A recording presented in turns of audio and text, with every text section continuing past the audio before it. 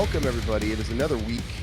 It is our Tuesday Nostalgia Chats, but you might be asking yourself, it's not Tuesday. Well, if you're listening to us live, which all you guys can do that week after week, we stream live normally Tuesdays, 8 p.m. Central Time.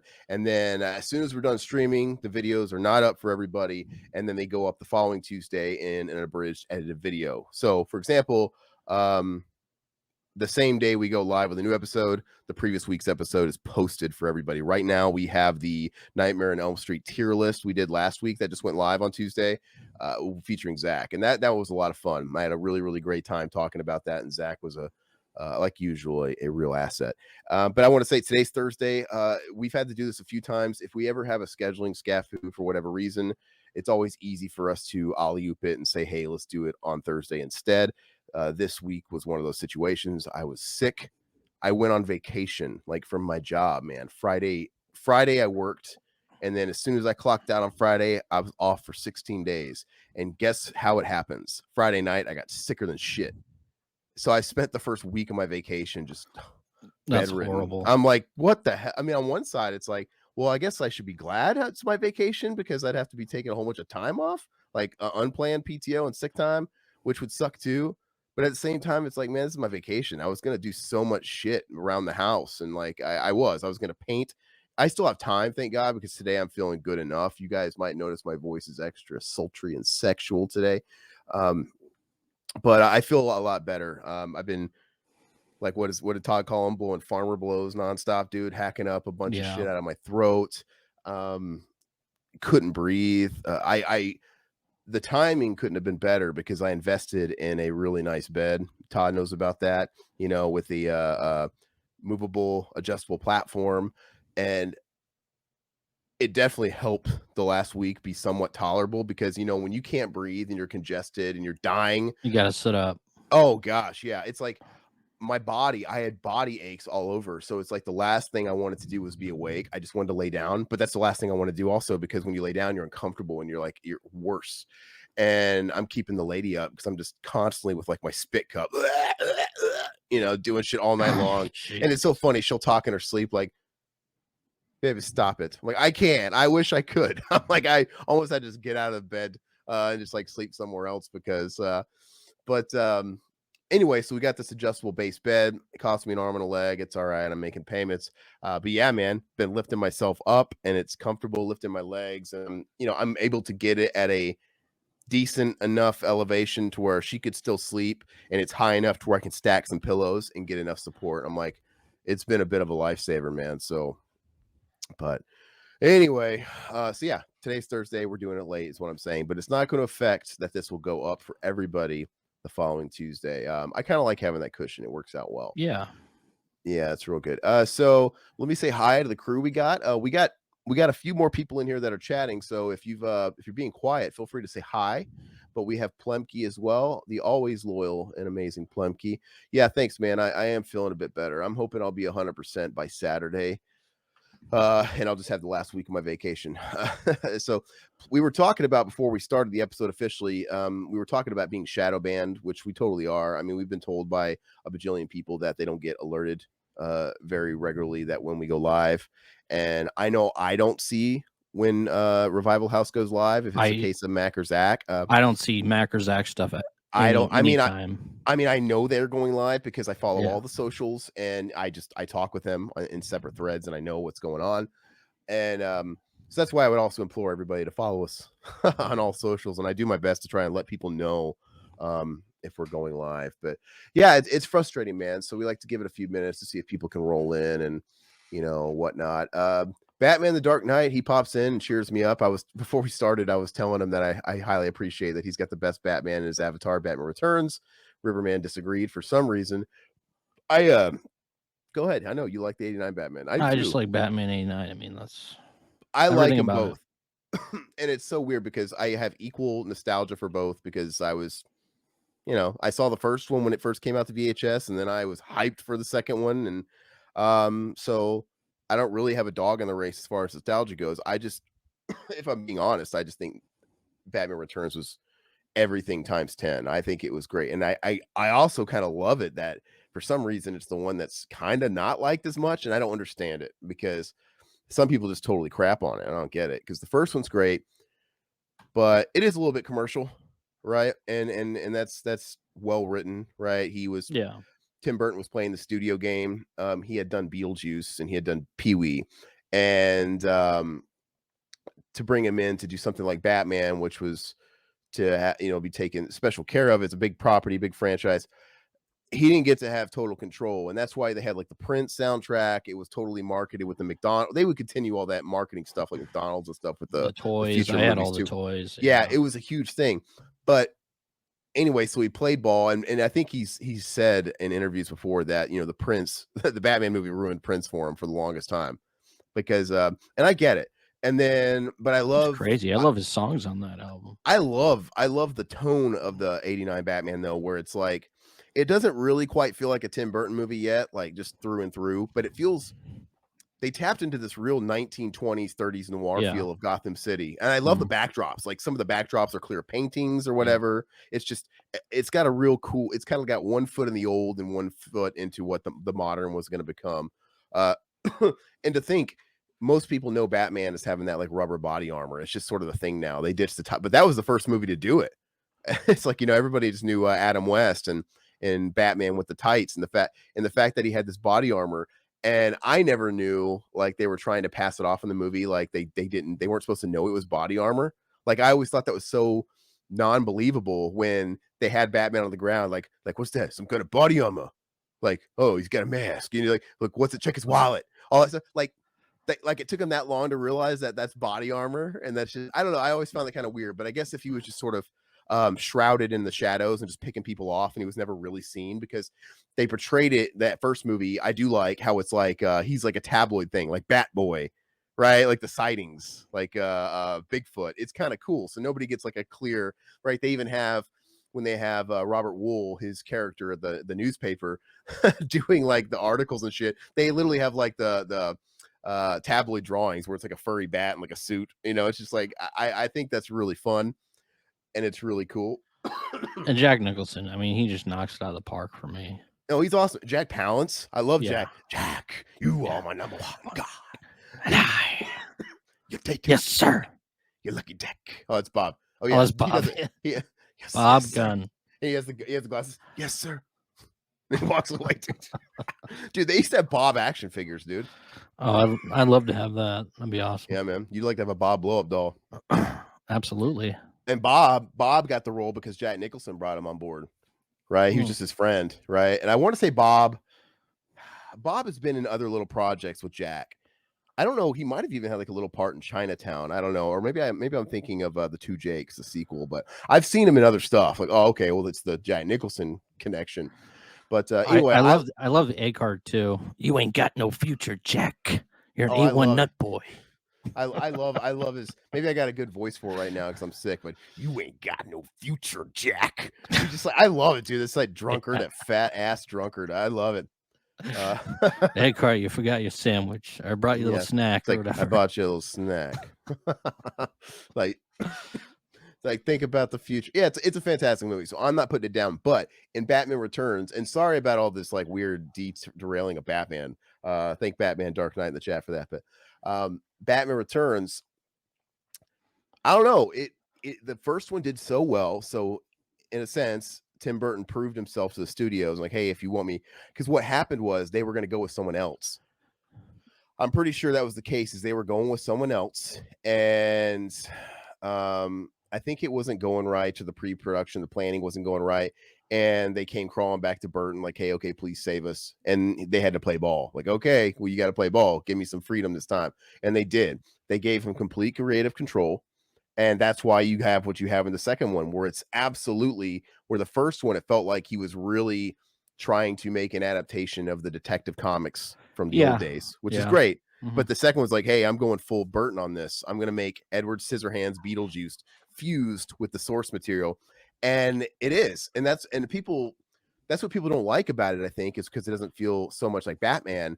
But I kind of removed myself from that because it's not like I was around reading all the old Batman comics. I didn't have that kind of association. So I kind of liked it where it was like this bizarro world where what if Batman lived in the same world as Beetlejuice? I think it's great. And then you had because like there's things, right? Obviously, Gotham changed. Gotham looks way more Tim Burton and Gothic. It looks way Yeah. different. The Tim Burton score becomes even more Beetlejuicy in Tim Burton, or sorry, Danny Elfman. And then Batman's doing things that aren't very Batman. He's killing people left and right in this movie. And that's what people always complain about. Like, Batman doesn't kill people. He literally put that bomb on the strong man and hit him and threw him, and he blows up and he walks away. He just murdered. He turned the Batmobile around to the fire spitter and he sets him on fire, dude. He's like, oh, he's just murdering this entire the Red Triangle Circus gang. I love it, dude. It's just it's so over the top. And obviously, if you have Tim Burton, well, he's not going to make the Penguin just a crime boss with a nickname. He's going to turn him into a mutated fucking penguin that was aborted into a into a sewer. It's pretty dark, and I love it. Just that whole scene at the end of the movie where he's like puking up the black like slime. He's like, "I'll murder you momentarily." He's like, "But first, I need a cool drink of ice water." It's pretty scary, man. No, I think it kind of put a lot of people off when they saw it in the theaters. They're thinking it was going to be like the original. I mean, the whole tone is completely different. I mean, it's cool, really cool tone. And I like Batman Returns, but I don't know, just probably nostalgia goggles. I love the original. Well, we should do a Tim Burton cheer list sometime. I would love to. I mean, I would love to, because the first part of his career was awesome, and then he became a Disney fuckboy and just. But it'd be great.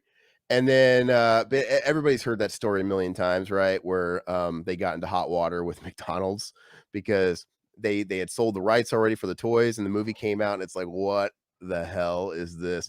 And that's why when you look up those old McDonald's toys, the penguin doesn't look like Danny DeVito's penguin. It looks more like the Burgess Meredith penguin, just the human being with the hat and the monocle. Because the Batman Return toys. Look up the McDonald's Batman Returns toys. They mocked the penguin toy to look just sort of like the friendly Burgess Meredith 60s show, because it was just nightmare inducing, because the Tim Burton one was almost more like a horror movie. Oh, and you're right. Yeah, they scrubbed it. And same all the marketing materials, even when you bought like the big gulp cups, he looked like more like Burgess Meredith. He didn't look scary, and looked more like a human. So all that stuff is pretty on record, but it just the story too. Like, I don't even think the studio even approved the script. It's just like, yeah, you can do what you want. We trust you. The script is as dark as it gets. It's about a horny, sexually oppressed and suppressed penguin who lived in the sewers, who became mutated and became a circus freak.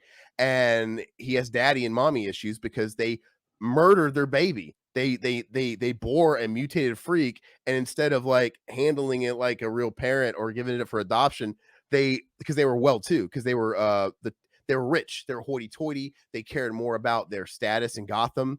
Obviously, it was played by Simone and Pee-wee from the Pee-wee movie, and so their only alternative was to throw the baby into the fucking river, into the sewer, and drown it on like Christmas Eve. It's dark as shit, and then it survives. And his whole thing, he's not a mob boss that's just looking for power. And in this, he's trying to become mayor, and he's trying to become power. But that power, it's a guy's that's just so he can access personal city records, so he can reap revenge on society. And his whole thing is to kidnap all the firstborn of Gotham like him and murder him as well, to be like the Pied Piper and drown them all in the sewer. And it's so dark. It's awesome, because it's not a cliche like, oh God, I want to take over the world, I want $1 trillion. No, it's just a guy that wants to kill babies. And even the fat clown gets it. I love it. Like, Penguin, Mr. Penguin. I love that, dude. Mr. Penguin. I mean, I don't know, killing sleeping children, isn't that a little he shoots him, dude. No, it's a lot. He knocks him in the water, dude. I love it, dude. Anyway, sorry. Who owns the rights to that now? Is that Disney?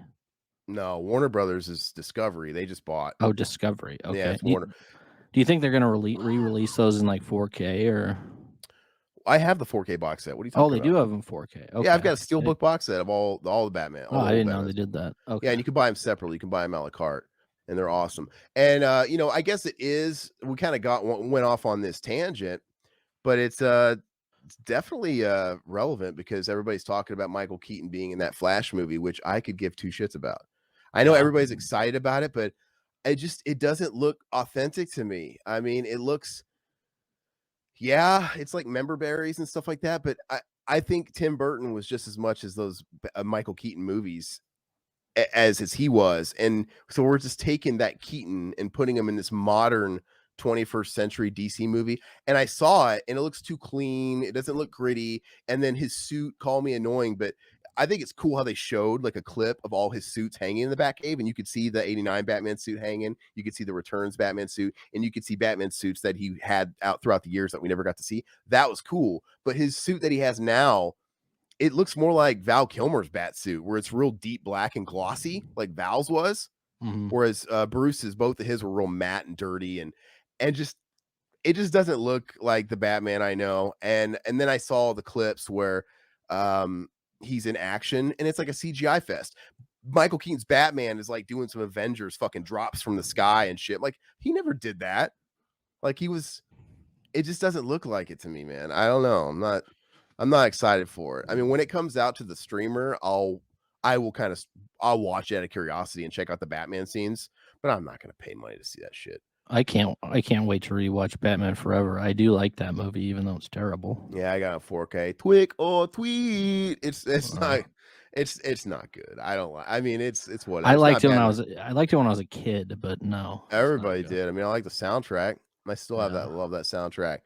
But anyway, let me see whatever everybody's saying here. And sorry, Mendoza, what's up, bro? I didn't forgot to say hi to you, man. Let's see. What's up, Mendoza? Yeah, Plemke was talking about how never shill for shit like the big YouTubers do. Speaking about how we were talking about the Oh yeah, shadow ban. No, I'm not gonna.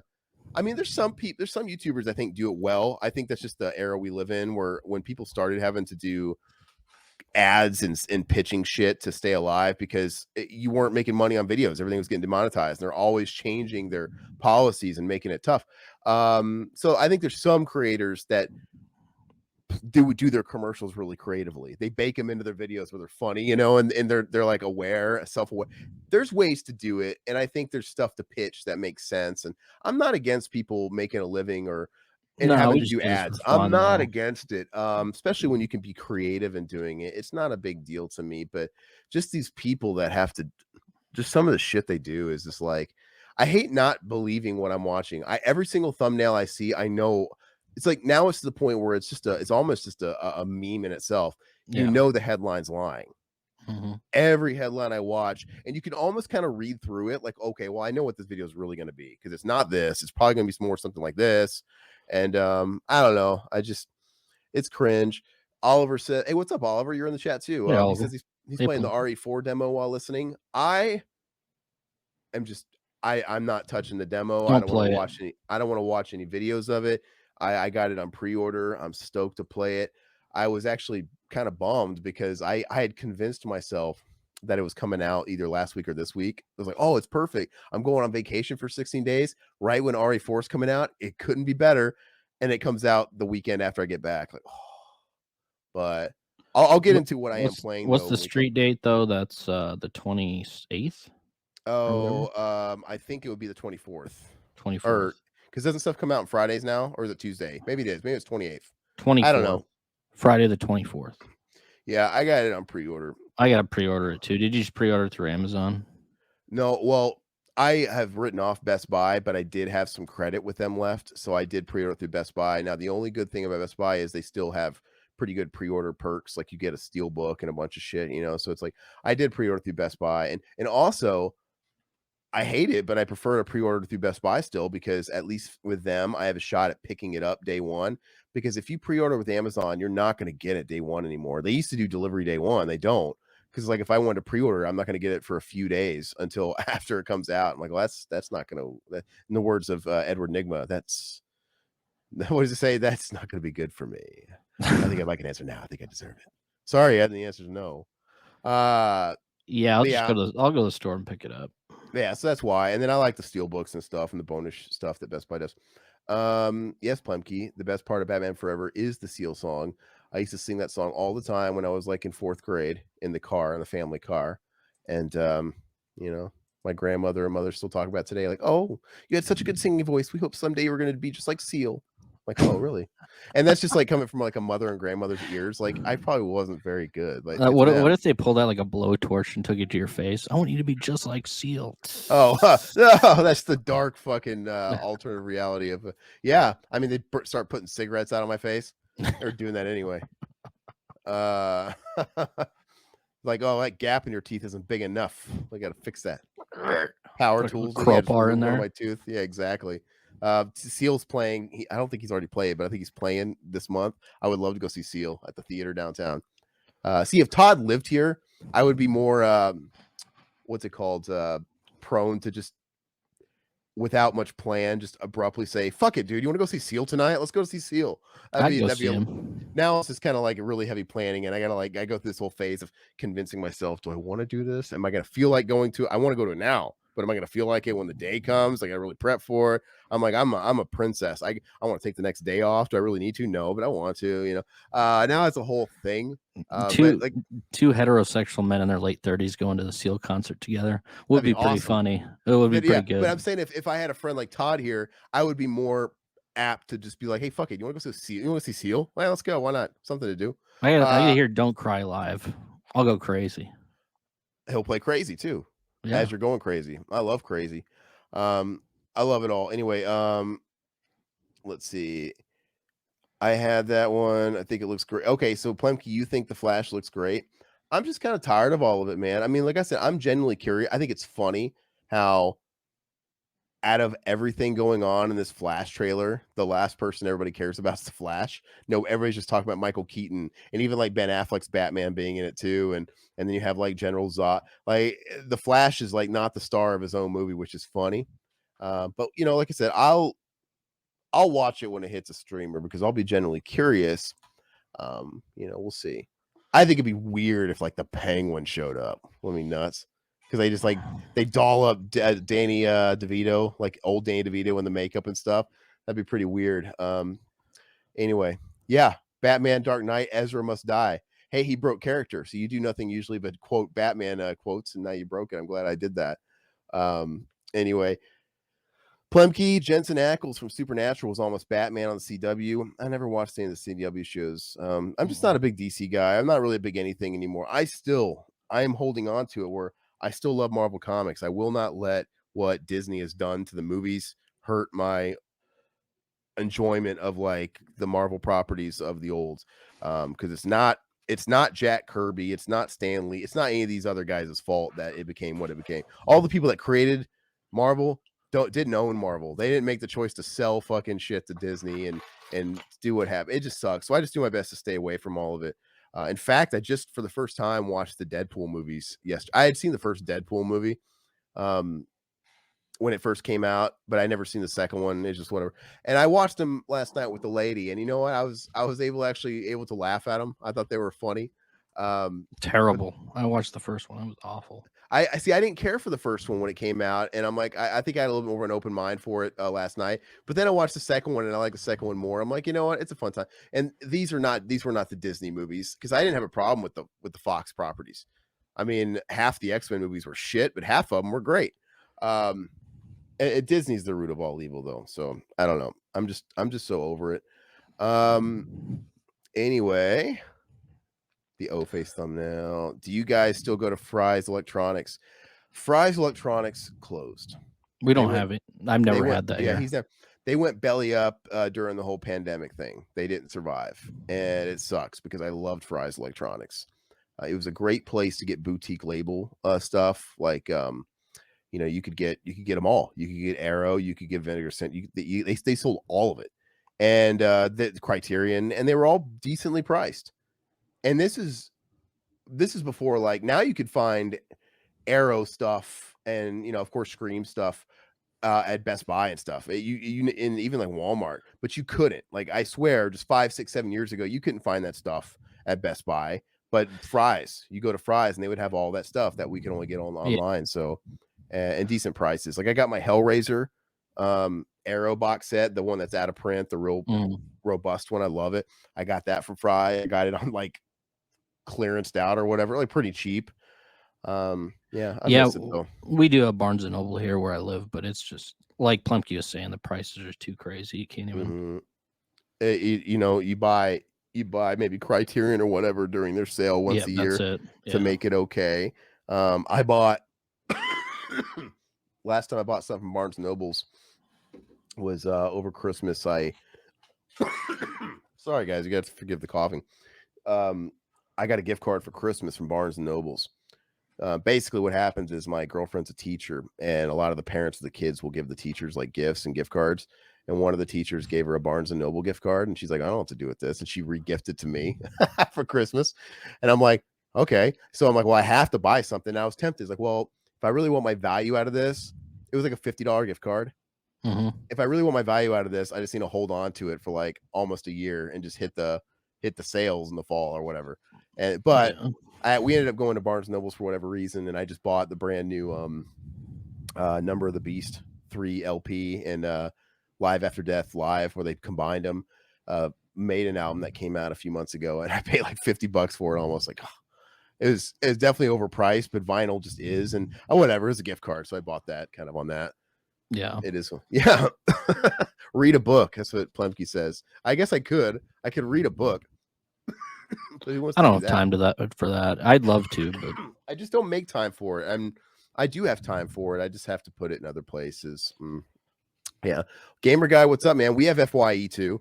I still like FYE, but it's gone. It's a shell of its former self. You walk into FYE now, and it's just they've become everything else. They have to live off Funko Pops and collectibles.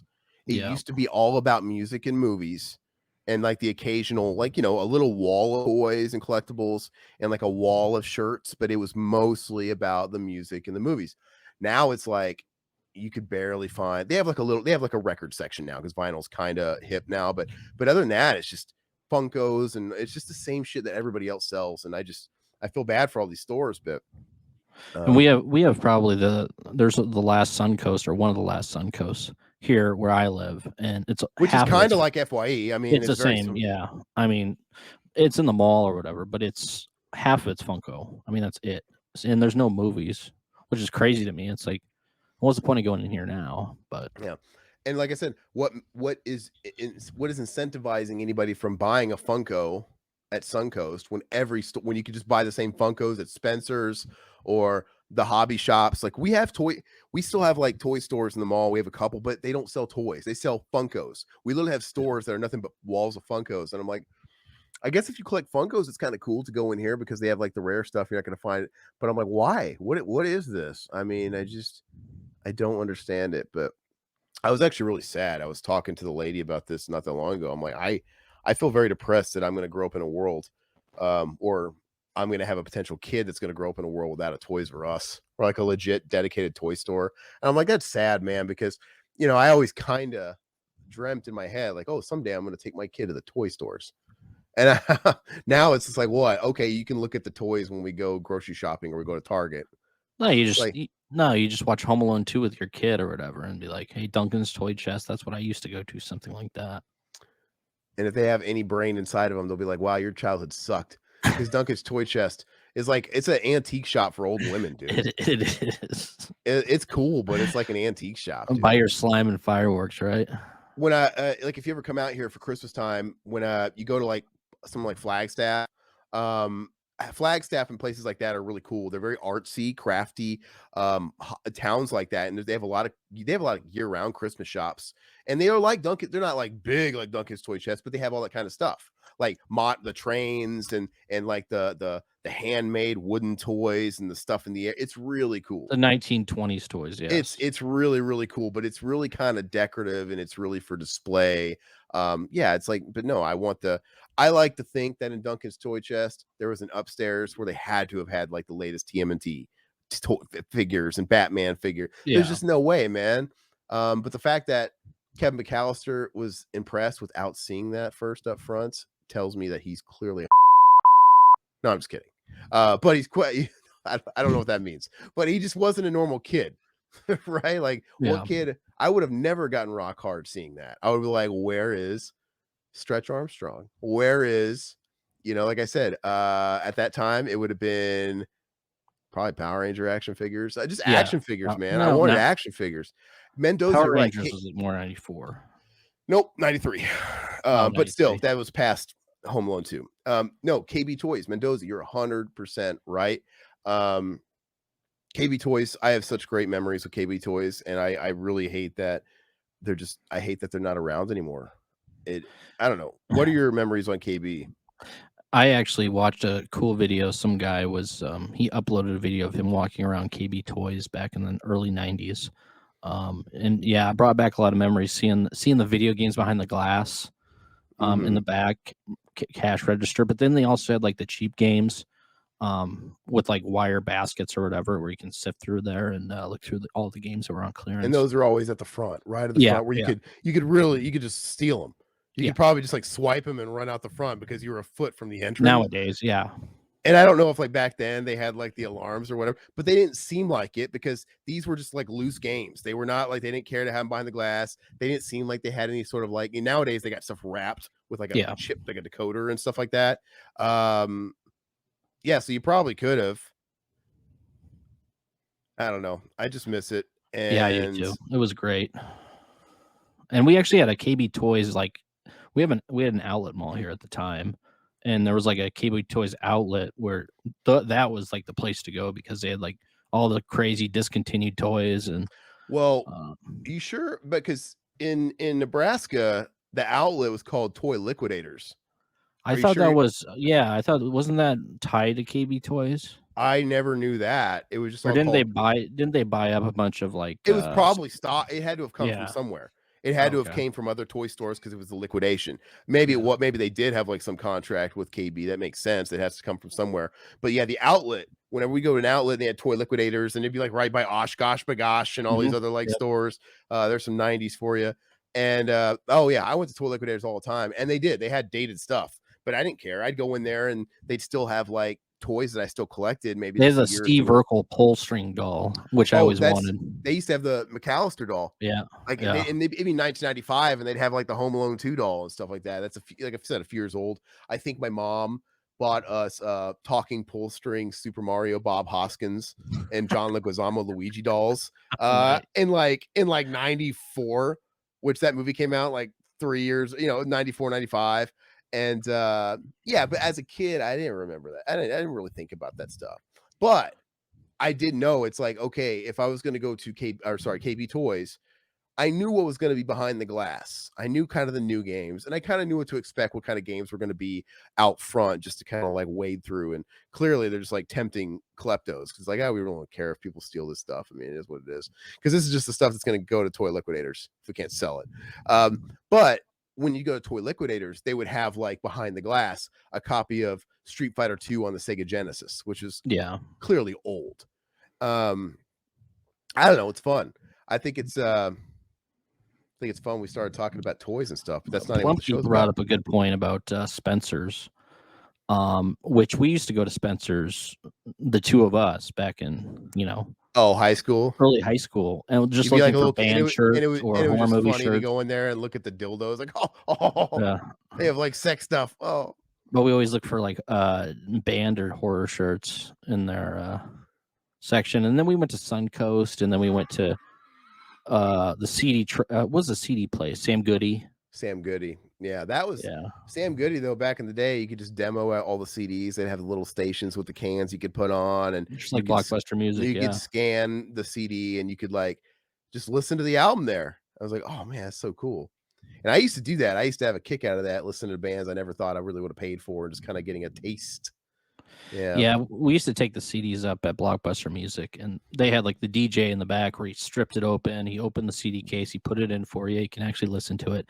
And I remember I was trying to listen to Too Short, and he didn't want anything of it. He was like, no, it's parental advisory, kid, get out of here, You're too short to listen to Too Short. Yes. Exactly. Yeah, good times, man. Like I said, we kind of went on a side tangent. We kind of broke tradition and formula of the show, because usually we start talking about this counts, but we also talk about like stuff we've scored. Is really like I scored some stuff, acquisitions, and then we're going to talk about the real meat of the topic. You might be thinking, are they talking about toys or are they talking about Batman? No, we're not. We're going to talk about we're going to talk about something fun that I've been wanting to talk about. So let's just talk about real quick what we've gotten. I have a few things, and then Todd has a couple things. Sounds like, and then we're going to talk about the meat of the topic if you guys are ready. But Todd, you can start if you want. How many things you got? I got 4. 5. Okay, so you start. That'll make it Okay. even. So I acquired these in the past couple weeks. I did order this. This came out recently. The Slumber Party Massacre 1 and 2 4Ks, which I did get that because I never owned that on Blu-ray either. I've been holding out because I knew eventually they'd come out on 4K. So Yeah, never ended up getting that. I have the first one. I don't like Slumber Party Massacre. People can come at me if they want. I just don't think it's very good. See, I don't know. I enjoy it. And then these, I did get these two as well. The Ghoulies 1 and 2, the Umbrella release on Blu-ray, because I never owned any Ghoulies movies, but I like them. I've seen them, but Ghoulies 1 is trash. It's not good. It's not great, no. But it's not good. You're giving away too much credit. It's not good. It's bad. It's a movie about some fucking weird magician warlock, and then in post they shoot in these they shoot in these ghoulie characters just because they wanted to like capitalize on Gremlins and put something on the poster. But I love the Gremlins ripoffs. Has nothing to do with the ghoul. Like they're literally an afterthought of this movie. It's not good. I do want to get the Munchies too. 1 and 2, I think that's how it. The other titles I picked up, there was a Shout Select sale on Amazon. And these, I got these because they were a nice price. I wouldn't have bought them full price, but I got the Platoon 4K. I've heard bad things about it. That's why I didn't get it. I love that movie, and I just heard people shitting on it so bad. So I'm like, you know what? I don't know, but I love it. I love the movie. I got the Red Dawn 4K, which I love. Red Dawn. Yeah, Red Dawn's great. And then last one I got was Deer Hunter 4K. Yeah, Deer Hunter's good. Yeah, so I'm excited to crack those open. I mean, I've seen them all, but I look forward to seeing them. Let me know how the Deer Hunter looks. I was kind of bummed that we weren't kind of living out Red Dawn when we had all these Chinese balloons and stuff. Like I'm like, this is Red Dawn. Absolutely. I was like, I'm ready for it. I mean, not really. I don't own any guns, but I will get some, and I'm gonna. I got a lot of friends in these parts that have them. Like I'm ready for Red Dawn. Oh, absolutely. Yeah, Mendoza. When the ghoulie goes up that guy's ass, though, jeez Louise. I love Ghoulies Goes to College. That's a fun movie too. And see, the thing is I don't love that one. It's one of the better ones. It's just fun. At that point, it's self-aware and it's about the ghoulies, you know. Yeah. But I mean, like, I don't know. This is not a great series in my opinion. But it is what it is. For me, the first thing I'll talk about is the game I've been playing, because I had to pass my time somehow until Resident Evil 4 came out, and I had 2 choices, and I'm real bad about. Normally, I would have been like, "Oh, I want both these games real bad. I'm just gonna get both of them." But why? Because I only have time to play one of them, if I'm lucky, before Resident Evil 4 comes out, and it's not like the other one's going anywhere. So I just picked the one I wanted to play the most, and I'm playing Like a Dragon Ishin. I'm a huge fan of the Yakuza series, which that's Like a Dragon is what they're called. Those are good. Yeah. I love these. They're called Like a Dragon in Japan. Now they're kind of going to the Japanese name here, and this is basically just like another Yakuza game, except it takes place in like 19th century Japan. And so we're like samurais and Ronin are still around, but kind of guns are coming into play. And it stars the normal Yakuza cast playing different people. So it's a little weird. But I love these games. They're just so much fun. They're always more of the same. Like they're comfort food. Like I know exactly how to play these games when a new one comes out, even if it's like a new story. I know how they work. You know your way around them. And this game is basically a remaster of a PS3 game that was only released in Japan. And it just got released here. Like I said, they cleaned it up kind of like they did Final Fantasy VII Crisis Core Reunion, which if anybody likes those games, they did a great job. Final Fantasy Crisis Core came out for PS4 and PS5 a few months ago, and that was a PSP game. So what it is they use all the assets, but then they just clean it up. Like it looks awesome. It looks really good. So yeah, it is what it is. But I'm having a lot of fun with that. I also wanted to play Octopath Traveler 2, which also came out, but you know, no reason to buy both if I can't play both right now. So, and these games only go down in price, so it just kind of pays to wait, you know, if you can. It's not a big deal. So that's that. If you guys, anybody in the chat ever play the Yakuza games, the Like a Dragon games? because I would love to talk about those sometime. I wish they were even more mainstream because I'm obsessed with the series, man. I don't Awesome. know, Oh, but Batman Dark Knights is saying some blasphemy with the overrated for RE4. RE4 is one of the best games ever made, I think. well, I think RE4 it is not aged well.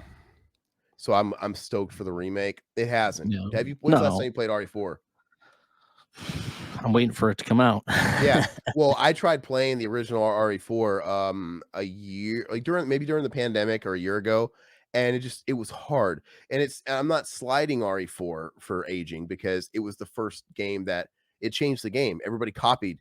Everybody started doing the over the shoulder Yeah. angle after them, and eh, they kind of wrote a new template, so it's great. But it's just been perfected and normalized so much better since then.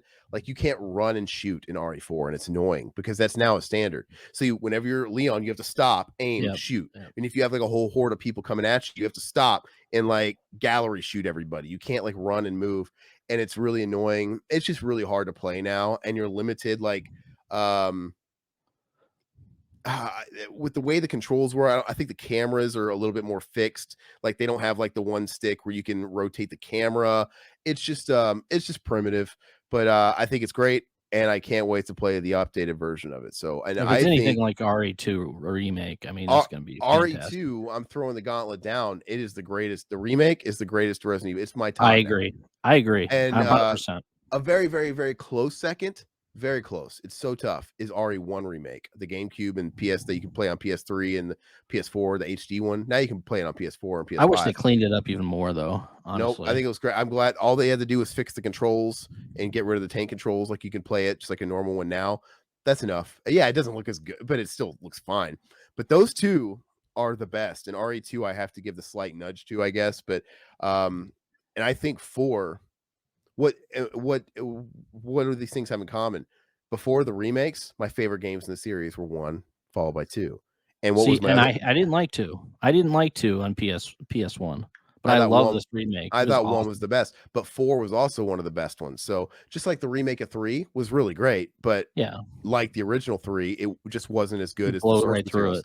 Yeah, Yeah, it's just not as good. So I'm not gonna expect for the remake of 3 to be as good as the remakes of 1 and 2, but 4 was awesome, so I expect this remake to be very good. yeah. So Have you seen gameplay of it? I've been seeing clips pop up. I've avoided them. I've seen a little bit, but not really tried to, but I've seen a couple, and I don't need to see anything. I It don't looks need to. awesome. I don't need to see because I know I'm gonna buy it, and I know I'm gonna play it. So, gamer guy like the OG RE2, but I love the remake of RE2. I don't know. It's fantastic. I'm super, super excited. Hopefully, I can get enough time to play through everything. But I hopefully, remember I can. renting the RE2, and I couldn't get past the first part. When you're outside or whatever, that in the streets or whatever. You talking about the original game? Yeah, RE2. When I was a Mhm. kid, I couldn't beat the first level or first part of it. Well, while we're on topic, I'll get into my other scores here. I acquired the Resident Evil 1 Yeah. OST, right? Now these, I will say, these came from Zavi, and I have never wanted to buy these just because these game soundtracks are always so overpriced. They always want 50 or 60 bucks for them. And let's be honest, they're just kind of novelties.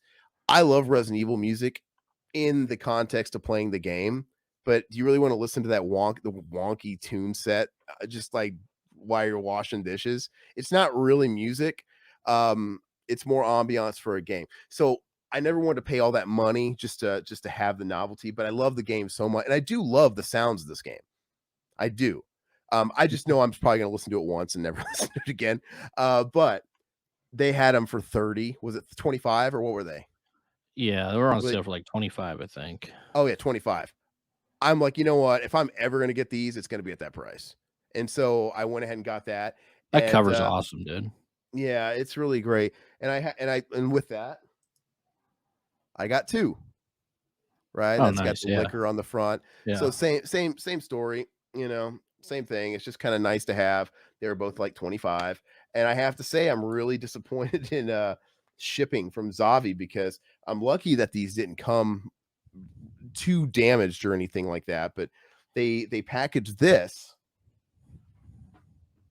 and my Terminator vinyl, the OST, which I've been wanting this as well, which I didn't get on sale. I think this is like closer to 30, but I think they just threw all these in a giant oversized box, like a big box, and they just threw them at the bottom. And they did put some Oh, they did put some like those bubble like fillers on top, but it wasn't enough. And so like they were just rattling around this giant ass box. They weren't in a vinyl box, which blew me away. And then when I got it dropped on my front porch, this thing was beat to shit. It looked like Sinbad from Jingle All the Way had just been kicking this thing around and throwing it away and throwing it. It just was put through the ringer. It had no protection, and it had holes in the box. The box was punctured, and one of the vinyl, the Resident Evil 1 vinyl, the corner of it was sticking out of the hole in the box. And oh, I'm like, jeez. oh, so luckily though, the only damage is on that corner that was actually puncturing through the box. Like, luckily Mhm. they didn't really get too bad. But it does kind of annoy me. Like, even though it's totally acceptable, I'm looking at that one corner. I'm like, I know this didn't leave the warehouse like this, and it pisses me off, you know? So I might have to pick up that Terminator one because that looks awesome, dude. yeah, I love it. And the Terminator music, I could say the same thing, but I don't know, man. At least there's I a I theme. listen to it quite a bit, actually. There's themes in the Terminator, and it's super Yeah, cool. And it gets you pumped up, man. Just hearing that dun dun dun dun dun makes you want to put your fucking Ray-Bans on yeah. and just put a leather jacket on and just jerk off. I don't know. Awesome. Go beat the shit out of somebody. Build a fucking Molotov cocktail. Man, Kyle Reese taught me what a Molotov cocktail was when I was probably 8 years old, man. And I still didn't understand what it was at the time. I do now, though. I didn't really get what a Molotov cocktail, like, what is he doing? Uh, but I love it. I can't wait to listen to the theme, and I can't wait to listen to all the different variants of the theme, like the sex scene, the slowed down romantic version when Kyle Reese is nailing John's mom, where it just takes the song and it makes it all sensual. Ta-na-na, when he's like squeezing her tits. Ta-na-na. Eh, it's awesome, dude. I love it. I still like the Terminator 2 soundtrack better, but the first Terminator soundtrack is awesome. Yeah, I'd love to have part 2 as well. I'm cool with both. The Terminator dubstep version though, Plemke, uh, Todd threw a house mix. This house, Yep. back in the 90s, we called it techno. That's a dated reference now. I mean, dubstep's something different, but we had a straight up 90s techno version of the theme, and that's what we used to listen to on some blank CDR. Driving around in my Chevy Corsica, my 1989 Chevy Corsica It's funny. Batman with a Dark Metallica Knight. sticker on it. Hold on. Batman Dark Knight, your cock gives you great power, but if you let it, it will destroy you. It's me, Mac. Batman Dark Knight, fuck you. That is not Mac. Shut up. You're not Mac. You can't just assume the identity of Mac. Coon Gang. Now Batman, now he's saying Coon Gang. No, you are not Mac. Prove it. Prove it? What's one of your kids' first names? Not to dox them. You're not Mac. Shut up. He's a Mac bot. I told you. Oh no, Mac has bots, not me. We accused of Flemke of having bots one time because he was like, we're getting our account spam, and he was trying to say, no, it's Mac. Mac's got Mac, he's got spam bots, and he's doing this. He's like, I told you. I don't know, man. I just don't think, because I think you've been. Are you saying Mac is also Max Keeble or whatever his name is from Max Keeble's Big Move? Okay, okay, Batman Dark Knight. If you're really Mac, what number am I thinking of right now? Mac, Batman Dark Knight, if you're really Mac, how big's my cock? Only Mac would know this. Answer my question, Mac. Anyway, we'll let him come up with his rebuttal. 69 dudes. Mendoza, Come I want on. to see what your cock does, Batman Dark Knight. Anyway. It's not the real Mac. He would have gotten that. Hey, my cock is 7. That's pretty good. Not too bad. Not too bad. No, anyway. So that's all we got as far as the stuff that we've acquired. I think I showed off. Did I show this on the last one, or maybe it was on another stream? I got the Texas Chainsaw 4K in. Yeah, I remember you got that one. Yeah, and I know yours is coming later. I don't know. I was kind of hoping it was going to be a little heftier than this. Like, it's not. It seems a little light and flimsy. I mean, it's cool. I guess it's all about the contents. But I mean, they have the Steelbook too, but I don't know. Who had the I Steelbook? They put out the Steelbook too? Yeah, they have a steelbook version. I didn't know that. Is Yeah, it it looks available? nice. It's the original cover, and then they have that slipcase as a poster instead of a What is the slipcase. 4K though? Is in Steelbook for rare form? Yeah, yeah. Huh. It's the original white Yeah. movie poster. Anyway. All right. So we're gonna go ahead and we're gonna talk about a topic that kind of came up today, but it's something that I've been wanting to talk about. We thought it'd be fun to chat about nerd conventions. Nerd conventions. It's an interesting topic because when you think about how far they've come in say not even 20 years, what they started out as, like especially in the 90s, and then kind of when they hit a real peak like 10 years ago when The Walking Dead really blew up, then it changed the game, and then kind of where we're at now, and just what it's like to walk around a convention and just like the people that inhabit conventions. I say inhabit because these people live at them. These people that are always at cons. It's your Tom Atkins, right? It's always the I Bill share Moseley. Bill Mosley's, and I think my opinions on this stuff has changed over the years on people that go to these conventions all the time. But I think we can just kind of start off talking about our experiences at them. I don't think I've been to like a ton. I'm not like a big con guy where I just go to them all the time. There's people that just go to the cons every year, man. They save up all their stuff. That's some people save up their funds to take their family to Disney World every few years. These people spend it every year at conventions. More power to them if that's what they love to do. I don't And those, blame them. I mean, I do that. I would do that too. but these hardcore people will go to the same conventions every year, and they will like, dude, the same guests go to these Yeah, things every year. Like they're just blowing money on this. I see people post all the time, like, oh, getting new pictures with the same people, and that's totally cool. Not to docking it, but I'm just saying to each their own. Gamer guy conventions are like the county fair, but for nerds. Kinda. Batman, would yeah. I eat Zach's ass? Are you talking to me? I mean, no. He has a poop knife. We've already talked about it. I don't trust how well he wipes. Anyway, so I was never like a big con guy, and the cons that I've been to mostly were ones that we actually had like a booth at. I've been to like a handful or two, but the first convention I actually ever went to was that KC Crypticon back in that first one, that very first one, 2012, 2013, maybe it's 2012. 24. Yeah, something like that. I No, it don't know. wasn't 2014. Absolutely not. So Okay. yeah, over a decade is my experience with it. And the first one was the best. I had so much fun at that first one. Yeah. Um, and I'm getting confused. Was it the first one where I had the Bow to the King? Was that the first one? I don't remember. That's what I'm trying to think of. Did we get a booth the first time or no? Yeah. But we had a booth a couple times. We did Crypticon a couple of times. And I Yeah, don't and then remember I which went with is. Nate one time, just the two of us, I think, as Well, well. you guys went to Horror Hound Weekend one time. Yeah, I went there as well. And was that your first? What was your first convention? First horror convention was Horror Hound in That one with Nate? Cincinnati or Ohio. Yeah, yeah. Oh, so you haven't been in it too much longer than me then.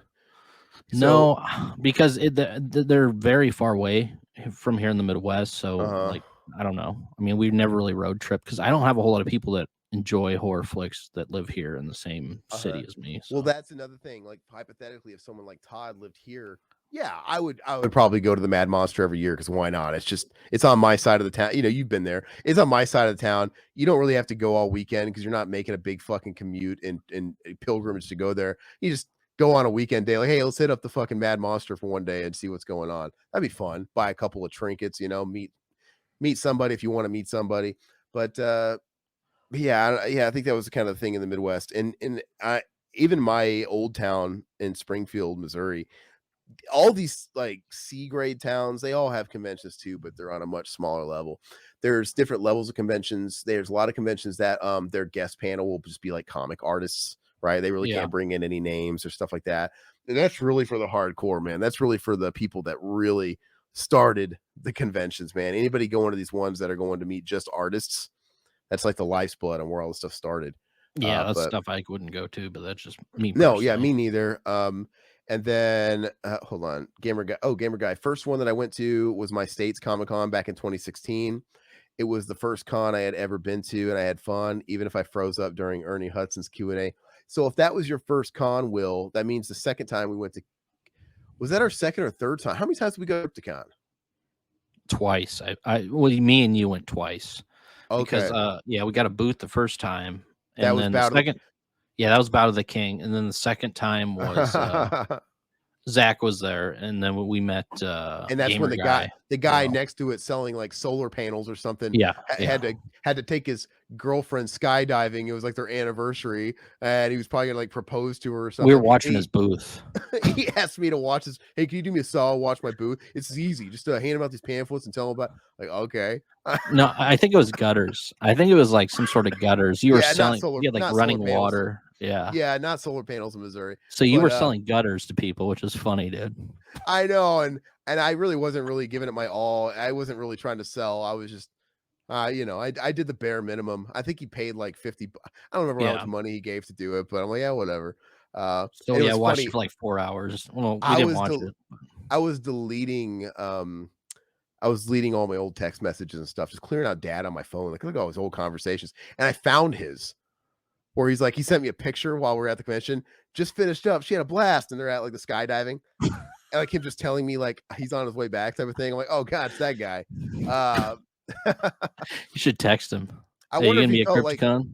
I wonder if he felt let down. Like I don't remember what his reaction was when he got back. Like, hey, He was pretty happy, actually. oh I yeah, it's think. like I don't really notice any of these flyers are gone. Like I should have threw away half of them for like effect. You Well, know, gone. he knew we weren't going to do anything. I mean, He just he wanted to be just covered for whoever he yeah. worked for. Yeah. His boss would come in and see him not there. I mean, Well, he'd still see me there. Like, who the fuck are you? well, I think He's in the he shitter. said, yeah, that's what I think he just said to like just tell him I'm in the bathroom or something. But I don't think he would have showed up, man. No. But anyway, that was the second one. But that first Crypticon, yeah, like I said, maybe 2012, something like 2013. I don't know. That was sort of the height of just the explosion where like conventions really took a mainstream turn because, you know, at that point, we're like 2 or 3 seasons into The Walking Dead. I want to say 3 seasons into The Walking Dead because Walking Dead by season 3 was just peaking. That was peaking phenomenon. It was everywhere. And now all of a sudden, it just became almost like the natural order of things. You get killed off on Walking Dead that week, you're booked for cons. And you were always the big draw. Yeah. It didn't matter, man. You were Herschel from The Walking Dead and you were dead. You know, that you're the big draw. Whereas Herschel today probably wouldn't be a very big draw. It was just lightning in a bottle, these people cashing in on it. And all of a sudden you had all these people that were not nerds. Like it was just kind of, I mean, don't get me wrong. I mean, these people are like, they could use a shower, but they're not like, they're not Trekkies. Because back in the day when we thought about conventions and stuff, like in the 90s, you always thought about Star Trek conventions and stuff like that, like real nerdy stuff. But Walking Dead was this big mainstream thing.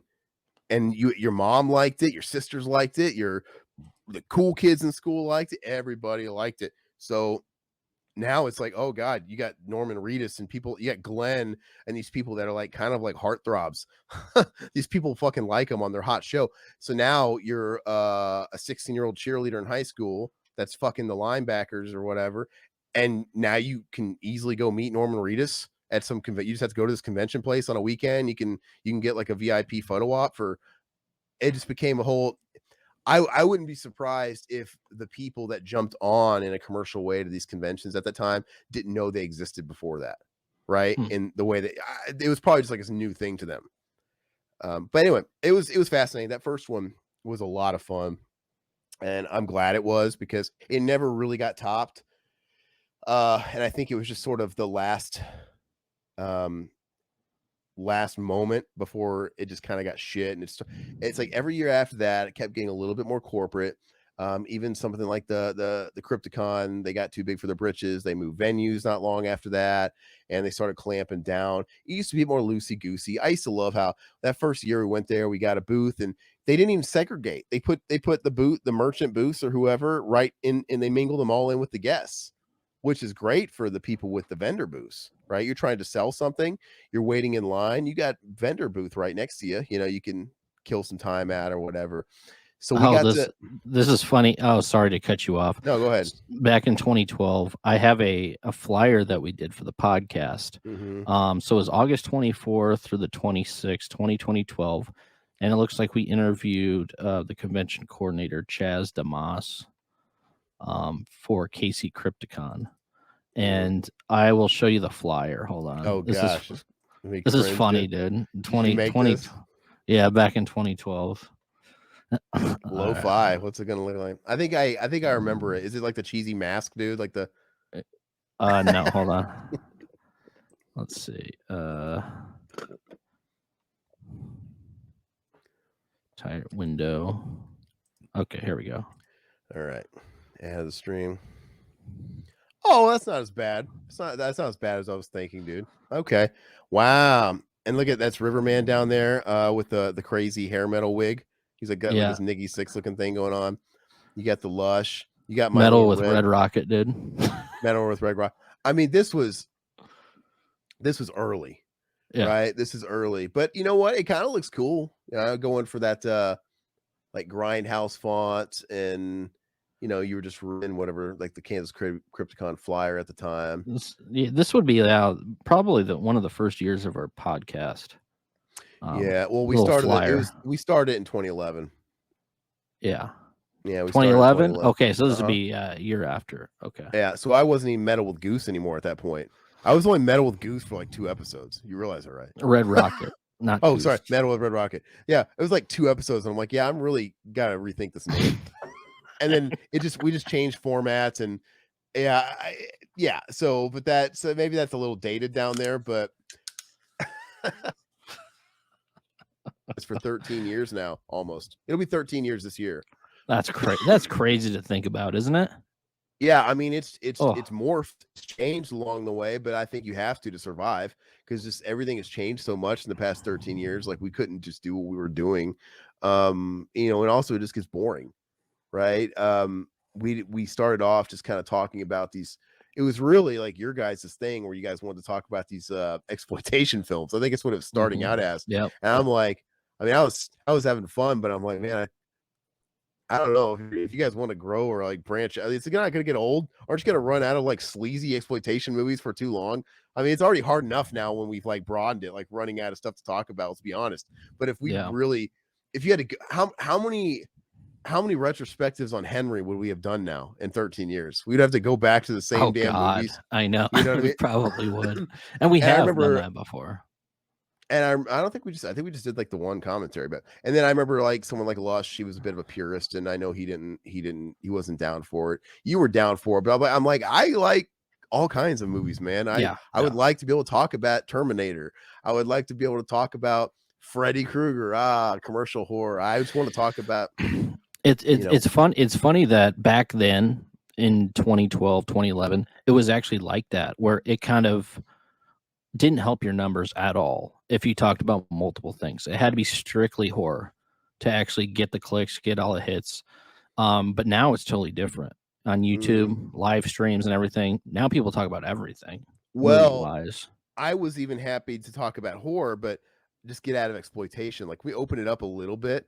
Like, it wasn't even like broad in the horror sense. It was like really, but what was I going to say? I don't know. I'm just thinking, what if you would have kept that model, what would it be like in 2023? So last week, would I have started the show by saying, hey, everybody, so last week's episode where we were ranking, we were doing a tier list of top David Hess rapes. It's up live now for everybody. You know what I mean? Like, it wouldn't work in today's format. I mean, this was, but this was actually fun because we didn't have the YouTube, we didn't have the live stream, but you can cut and edit sound in there, clips. I mean, all copyrighted stuff, and you wouldn't get dinged for it. It was just like your own creation. It was great, man. We weren't on YouTube right away though. It took us a few years. We were just on iTunes. That was it. iTunes and all that. That was really it. And yeah, you could do whatever. And so back then, the podcasts and stuff were really creative. You'd listen to like why can't I spit it out? Bats, come on, spit out. Exploited Cinema and you listen to Split these shows, Cinema. Okay, and yeah. they'd be really creative with the commercials, and they were Mhm. always commercials with other shows, just kind of helping each other out. It really wasn't pay for play or anything You could like have that. trailers playing, you could have It was, everything, music, and copyright music. they were super fun, and they made the production real. And it'd be funny because there would be so much flair and work done in like the presentation of it with all that stuff. But then when you get to the actual segment, they were recording in a potato. Like the fucking It sound quality was so shit. yeah, It yeah, was kind yeah. of charming because everybody was like that at the time. Yep, yep. And it was I always it kind of cracked me up how um just to show, and this isn't talking like critically or anything, but because I know someone like Bat ended up kind of stopping and maybe picking up and stopping.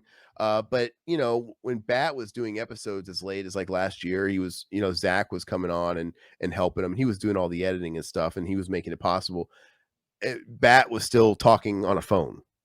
He was still talking on Yeah. like a shitty cell phone, and he still sounded like it was 2012, and which is great if that's what he wants to do. But that's a place where we kind of moved on because that became important.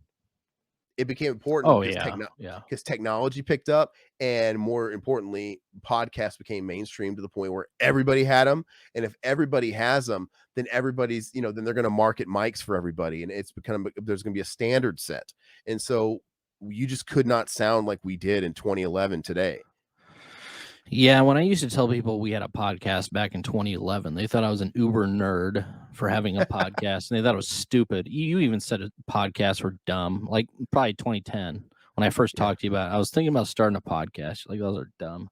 But I mean, it's crazy how far they come in 14, 15 years. But let me tell you, uh, even 5 years into doing our podcast, I still think the average person would have been like, "What's a podcast?" Yeah, The average person still didn't know. Now, you almost don't want to tell people you have a podcast because it's cringe for another reason. Because now it's Oh like, yeah, yeah. Everybody has one. because it's like, oh yeah, sure, tell me about your podcast. I definitely want to hear Yeah, about that. Now it's almost like a meme, like, oh, you have a podcast, huh? yeah, But you know, and of course, I want to be that guy. It's like, you want to preface it by saying, before I say this, yep, yep, I've been yep. doing it since 2011, and Yeah. we basically were OGs in this. Like, we literally Then they're started. like, oh, "What happened to you? Why aren't you big?" So we technically started like the celebrity. Yeah, I know, and I could tell you why, because we're not fucking celebrities. Because No, yeah. it was the big celebrity renaissance of um them realizing you could monetize that, And and then comedians and yeah. every comedian has a Yeah. podcast. It's now just kind of part of the job, Yeah. right? If you're a comedian of any level, you have a podcast on the side that's supplemental, and it just became flooded. It just became flooded, and algorithms were introduced, and then Google and iTunes and everybody and YouTube started monetizing off the podcasts, and therefore, if you were monetizing off their platforms, rules were imposed, and it just changed. And then obviously with algos, you're drowned out because I remember. I mean, now it's normal, but I remember the first time about 5 or 6, 7 years ago. Maybe not like that. Maybe it was like 6 years ago. 6 or 7 years ago, Ice-T came out with a podcast, which I listened to because I like Ice-T. But it was his Yeah. first episode. And he had like sponsors and ads out the wazoo because he's Ice-T. He had all the stuff prepped to go because he's got a built-in audience, right? He never had an episode in his life. Oh, And yeah, it doesn't it's a little bit like, it's a little defeating, and because it's not I don't blame him for doing it at all. But at the Yeah. same time, you know, I don't really think they give a shit or realize what they're doing to anybody that was doing podcasts before that. Because to be fair, I mean, it was just a hobby for us, but maybe we would have liked the dream of being able to be like, because there's a couple of those fringe podcasts that became big, right? But it would have been nice to make a little something out of it, but it just is what it is. Here, Over while we're on this topic, let me share this Yeah. real quick. So I found our old blog spot. Oh, great. Yeah. Oh, hell yeah. So April 25th, 2011, Singapore Told you. Sling. First episode. Looking at Behind the Mask, bringing you everything from film noir, the most extreme cinema. Huh. Pretty bell. Second one was Ty West retrospect. House of the Devil, which by the way was my first appearance. I didn't go on the first episode. I Yeah. literally think I just said, "Oh, I can't make it," and I just technically I wasn't on the first episode, which is kind of weird. God, But these posters look horrible, dude. But yeah, I mean, yeah, what I go was up to that. working with was not great. Look at that mask, dude. Yeah, I took a picture of that for my Photoshop class in college, or my photo class in college. Leanne Curtis interview. That was our third episode. We got an interview with Leanne Curtis. That's pretty good though. And that's the episode where she told us that she took Anthony Michael Hall's virginity, and he had a tiny dick, and he came fast. Yeah, Love yeah. it. Love Allegedly. it. Love it. And that, like I said, I want to talk about growing pains. Anybody maybe wanting to podcast or get into it? Like I remember Will, gamer guy, when he was getting into podcasting, and I maybe at some point you maybe were asking for advice or whatever. And I'm like, look, man, you're gonna make mistakes. Case in point, listen to episode 3 of BTM, Leanne Curtis. Like it's a rookie mistake, right? Because we didn't we weren't wearing headphones. We were just like literally talking into our laptops and no headphones. And so the whole episode is like echoes everywhere. Terrible. It sounds dude. like you're in a fucking wind chamber. And I'm like, and it's a cool conversation, but it's got amateur all over it, man. Yeah. Red Rocket. I hope my $2 Discord helps. What $2 Discord? Oh, you mean like the Patreon, or it all helps, man. It's all wonderful, man. We're just saying it's kind of, it's a bummer, but at the same time, I mean, podcasts they wouldn't have been as big without those celebrities, without the Joe Rogans and stuff like that. So it's kind of like you give and take on each side. So it's not like, but I don't know. But we were technically doing it before Joe Rogan, but he's an OG too. Yeah. I think we beat Joe Rogan by a year, but even Joe Rogan's he started in like 2012 and nobody was doing it. He was doing it out of his fucking bedroom, just like we were. Like real ghetto, if you've seen those old videos. But the guy that started it for celebrities was Adam Carolla, and he started a year before us. So Adam Carolla, he's the godfather. Even though Joe Rogan became bigger, they consider Adam Carolla to be the godfather of podcasting. So, props. Yeah, here we go. Switchblade Sisters, aka the Jezebels. There's a charm to these flyers, though. There's a charm. Brings back. I had fun making these back in the day. The zines, man, it's just like old school horror zines, like independent metal zines and shit like that. Behind the Mask talks to Horror Happy Hour about some Switchblade Sisters, Riverman, and Lush talk about some DVDs they're excited about, and a Red Rocket returns for his metal segment. Hell yeah, I love it, dude. Well, because cool. Podcasting was a little bit like the Wild Wild West, because podcasting, there was no rules. We're just kind of emulating radio. We're kind of like we're emulating radio shows that we grew up on, except we don't have commercials, and we're trying to find segments. We're trying to figure out what works and what doesn't. And we change. And same thing with like how to get out there. We started off with like a blog page like this, and then a few years into it, we're like, we got to get a website, because that was still a thing. But then it became websites are obsolete. It's all social media. It's all socials now, and it became like redundant. So it's just a waste of time and money. But for that brief time that we had, like the WordPress, and that was fun. It was kind of cool. It just was too much work, but it looked cool.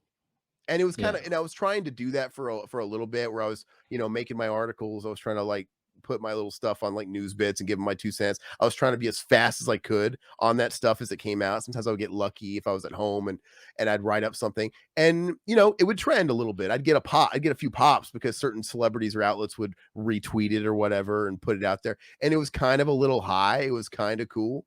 But it was just too much work. And I'm like, what is this really for? And I like when I interviewed Scott Adkins and he gave me that Batman exclusive, that was cool. Like, oh, I got a Batman exclusive. And that was because he had to audition for it. And I was like, oh, it's really cool. And I had people reaching out to me in DMs and shit like that, like, hey man, can we use your video? And I was like, no, I just didn't want it. I wanted my exclusive. I never had exclusive before, even though they should have credited me, and they would have credited me. I just I just feared like you guys are going to eat into my exclusive. I was enjoying it. Your exclusive that got us no traction. It had some good hits on it for at the time. It did. But we could have got more traction if you would have let him use it. Well, I think these were smaller fish people. So I'm like, no, it wasn't like Entertainment Tonight. The thing is they wouldn't have had to. I don't think a big outlet would have really had to ask too much. They could have quoted us without asking permission and still giving us credit, and I couldn't have done anything about it, and that would have been great. Everybody can do that. But when a YouTube channel the size of us or just a little bit bigger wants to take clips out of our video, I'm like, no, then just go watch our video. Like, I didn't like that. Ooh, Sweet Karma. And Blood Games. Nice. Oh, Showdown Little Tokyo. Hey, look, is he even 7 episodes in? I'm like, hey guys, can we branch out a little bit? Can we do some Showdown, do a little action? I mean, like just something in there. And that was cool, man. We used to do like double feature stuff because back then too, just figuring out the formula, our episodes would be longer than shit. We do like 4-hour episodes and stuff like that. And they were real fun. And I think the niche audience that was listening to this stuff was all about it. That's something that changed too. I mean, I think most people, now that it's full of normies, it's just not consumable to have 4-hour podcast. I still listen to plenty of podcasts that are like 3-4 hours. Yeah, I break them apart. Yeah. But but most people really like that hour sweet spot or something. And I think there's a place for all of it. It's cool. Rain Brown. I remember Nate tried to get Rain Brown in his shit movie. And I remember Nate had this weird complex where he liked to schmooze and be everybody's friends, and he'd think they'd be like best friends. And then when he'd like try and get something from them, it almost seemed like he'd be a bit disenchanted when they had a price. Like it reminds me of the Tom Savini thing where he's like, oh yeah, I was sucking Tom's dick all weekend. Like, well, you're amazing, Tom. So great. I watched your fucking shit movie in a hotel room and great. And I'm sucking your dick left and right because he wants to fuck one of my friends. And then he asked for a quote, didn't he? Then he asked for, could you put a quote on my movie? And he said, sure. And he gave him his rates. And, he couldn't pay it. And I'm like, oh, I thought we were friends, Tom. Like, no, but this is kind of the same thing where he wanted Rain Brown. He interviewed Rain Brown, this shit actress that nobody knows. I'm sorry. That was in a couple of these lousy flicks you're seeing right here. And he's like, oh yeah, my best friend. She's so great. Oh, and he's like, oh, maybe she'll be in the movie. And he reached out to her and he hit her with like a rate. And honestly, she wanted like fucking $10,000. My fucking ass. Oh, jeez. This fucking beat up lot lizard wanted $10K. Are you fucking kidding me? Look, I'm sorry, man, but she's a rate player. I'd be giving her fucking $120 a day. I don't give a shit, man. I just don't. Like, I'm sorry. All right. I like it. See, look, this is the Goose influence coming into it. Like, hey, Todd, let's tap into a little bit of nostalgia here. We're still in the horror realm, but come on. Let's talk about some Eddie. Let's talk about some Sammy Kerr. Let's talk about some Angela. This is great. I still like this poster, dude. This is funny. This little collage that I put together. I would hang that on my wall. That's like nostalgia. Like, just fucking looks like an 8th grade. Just I know, doesn't it? Like an 8th grade, like web design fucking course. Yeah. But it's cool, man. It's a lot of memories, man. I really dig it. A lot of work. It's a lot of pride and stuff went into this because it was fun. I'm surprised it's still up. Is that all that's up there? Is the 8? Yeah, let me go home. Yeah. Mendoza says he prefers the term lot companion myself. Jeez. I mean, to each their own, man. I mean, but I just remember when she hit with the $10,000. I'm like, what? No. Here's our you're gonna like this. Our friends of Behind the Mask, the Deuce. What I think that's a Grindhouse database. Cursed by Moonlight. Oh, that's Zach the pedophiles. Okay, this is fun. This is like the going on the way back machine. I feel like we're getting away from our convention talks, but this is all kind of relevant time period. All right, friends of the Behind the Mask. And like I said, there was no money involved here. Like back then, it was just networking. It was just, hey, who are our friends? And who knows if they even return the favor. I think the idea here is for them to also link us. But now it's like, I remember clearly. Oh, it was like taken to a Facebook page. I remember clearly a day when it shifted. I knew where things were changing. So we used to be able to talk to people and network and be like, hey man, you want to like link me and I'll link you. Let's kind of be affiliates. And there was this dude that had a blog and he was out of the UK, and I was talking to him for a bit and whatever, and he got one like kinda cool interview, and he got lucky, and he started getting a really big head, and he started turning his website into some fucking dog shit. And then I was asking him about like, the linking or whatever, and he's like, "Oh, I was like, well, I'm gonna start." He's like, "No, for rate, I'm gonna start charging, because I think I'm really making a name for myself. So, I'm really not interested in doing any of that without compensation going forward." I'm like, "Get over yourself, dude. Get fucked. Like, what is this?" Anyway, so yeah. Oh, really quick though. So, is this still around? Is this old? The Grindhouse database is. It's been around for a Okay. long time. So, little backstory. So I don't know if you can see it down there. Yeah, Cursed by Moonlight. That's the band that this kid that we went to middle school and high school with. He ended up getting raided and in a big CP sting. And it one of those like sort of gut wrenching stories because it's like what you always think's gonna like, oh, he's such a nice guy. What? Like you don't think that's what? No. And it's just kind of gross. But hey, it lives here on the internet forever. We had associations. Here we go. This is the new website. Behind the Mask podcast has moved. Our No, new Behind the website Mask presents. We even went through a presents. few name Oh, changes, dude. jeez. It was so funny, dude. Because the thing is Nate and I, we all had different like ideas of what it was. I think Todd was more or less sort of passive in it, and like whatever, I'll go with the flow. Yeah, pretty much. I Nate, didn't care. Nate, Todd's very much like a type B, sort of even keel, easygoing, kind of go with the flow guy, which is great. Sometimes I wish I was.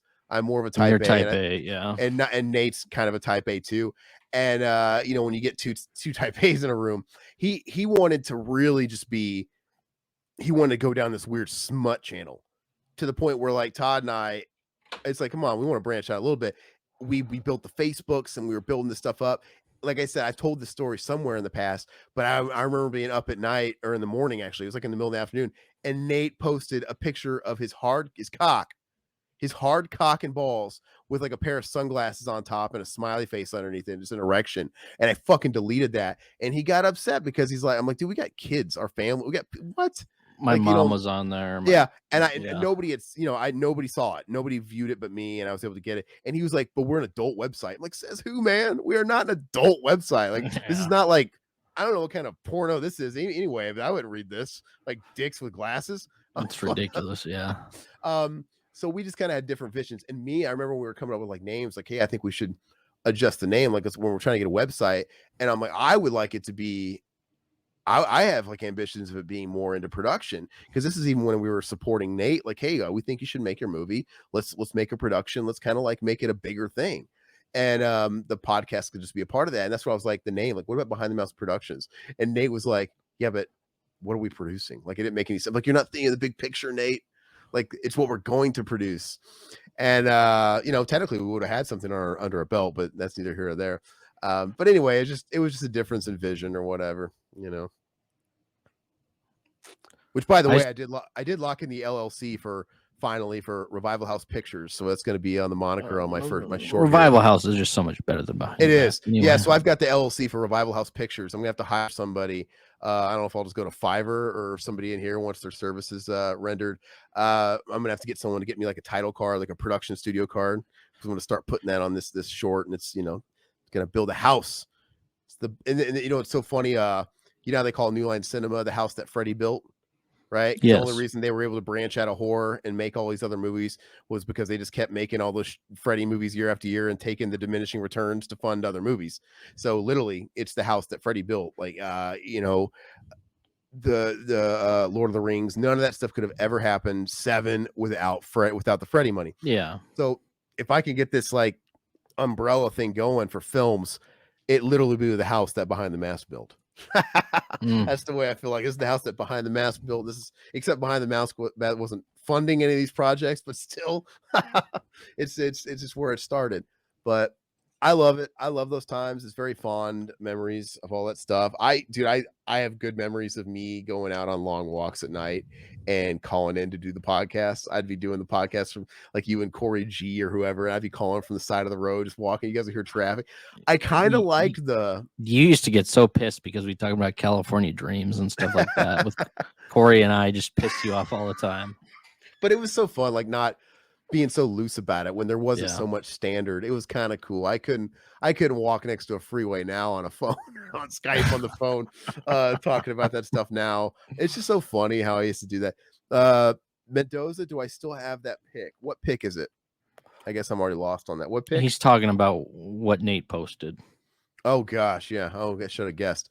No, dude, I fucking expunged that shit. But just a whole different thing. But anyway, yeah. Anyway, so during this time, we were getting in the convention stuff, and we've talked about this before. And I remember I got that first interview with Jason David Frank, which was cool because I appreciate it because he kind of gave us a little help because that's the way it worked. You got one good interview and it really did. It opens the door up a little bit. It legitimizes you a little bit to get the next one, or you can network through these people to get another one. Like I literally got Johnny Young Bosch through David Frank, even though Johnny Young Bosch was an asshole, which is funny now that I think about it. And I remember like when I would do something, I was getting into the music side of it. I remember when I got that drummer, Peter Wildoer, who I really like. He's in this band called Darkane, but he was drumming for James Labrie, it was a Dream Theater I'm a big fan of. It was easy to get him. And then when we did that interview, remember he's talking about Freddy Krueger's Underwear, his band, and he was a big Alanis Morissette fan. I like that guy. Very cool dude, small time, but he was the drummer for a solo band. And then after I did that, I emailed him like, hey man, is there any way I can get in touch with? And he hooked me up with the person that does his. And that's how it works. And then I could branch out. And then before he knew it, I was on the press releases for all the big companies. And I was, I had started turning them down, but I was doing like Max Cavalera. We did Phil Anselmo a couple of times. It started snowballing. It was really fun, but it kind of stopped being fun. It's like, man, this is becoming work. It was a lot of work. Yeah. It was, I mean, I was like doing all the research for these musicians. I was like it was just, it was fun, but it was just. And I had edited all the audio and all that stuff, which video. now, and I could, it was just becoming work. And it was good though, because those videos did give us the hits because those are the guys that would like share it and stuff like that. But regardless, it wasn't fun. And that's just the way it is. But yeah, so conventions anyway, that was a real beautiful time. 2011, 2012, 2013. I want to say we kind of got Jason David Frank in the convention scene because we kind of talked him into it. I believe we did. The timing was all there. I mean, and we were like one of the first to contact him for interviews. I think I haven't seen anything. What had happened was, we were one of the first. When we talked to him, he had just gotten back from his first convention that he'd ever done. He had never done one. He actually went out to New York City Comic Con, and he was like, and he was talking about like how I had no idea that these people existed, because he'd been living under a rock, just kind of doing his own thing. And we were talking about and he was like, there's a whole world of this, man. It's the whole world of this. They travel around. It's like, and this is when Walking Dead was bubbling up because we did our interview with Michael Rooker too.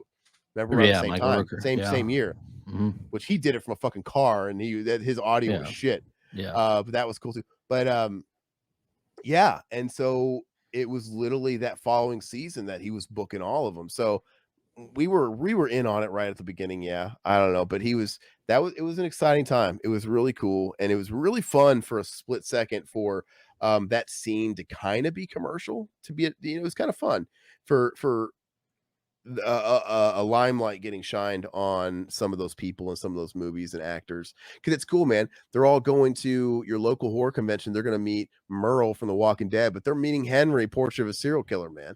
It's pretty cool. Well, and back then it was a lot easier to get interviews because nobody had a podcast, but now everybody does. So I'm sure everybody's reaching out for interviews. Nobody does them anymore. No, well, so like they had to change protocol because, like I was saying, the first time we went to Crypticon, it was so much fun because it was very laid back. Like I said, they used to mingle. They used to mix and match the vendor booths, media booths, and the celebrities all together. So it was like we're all one.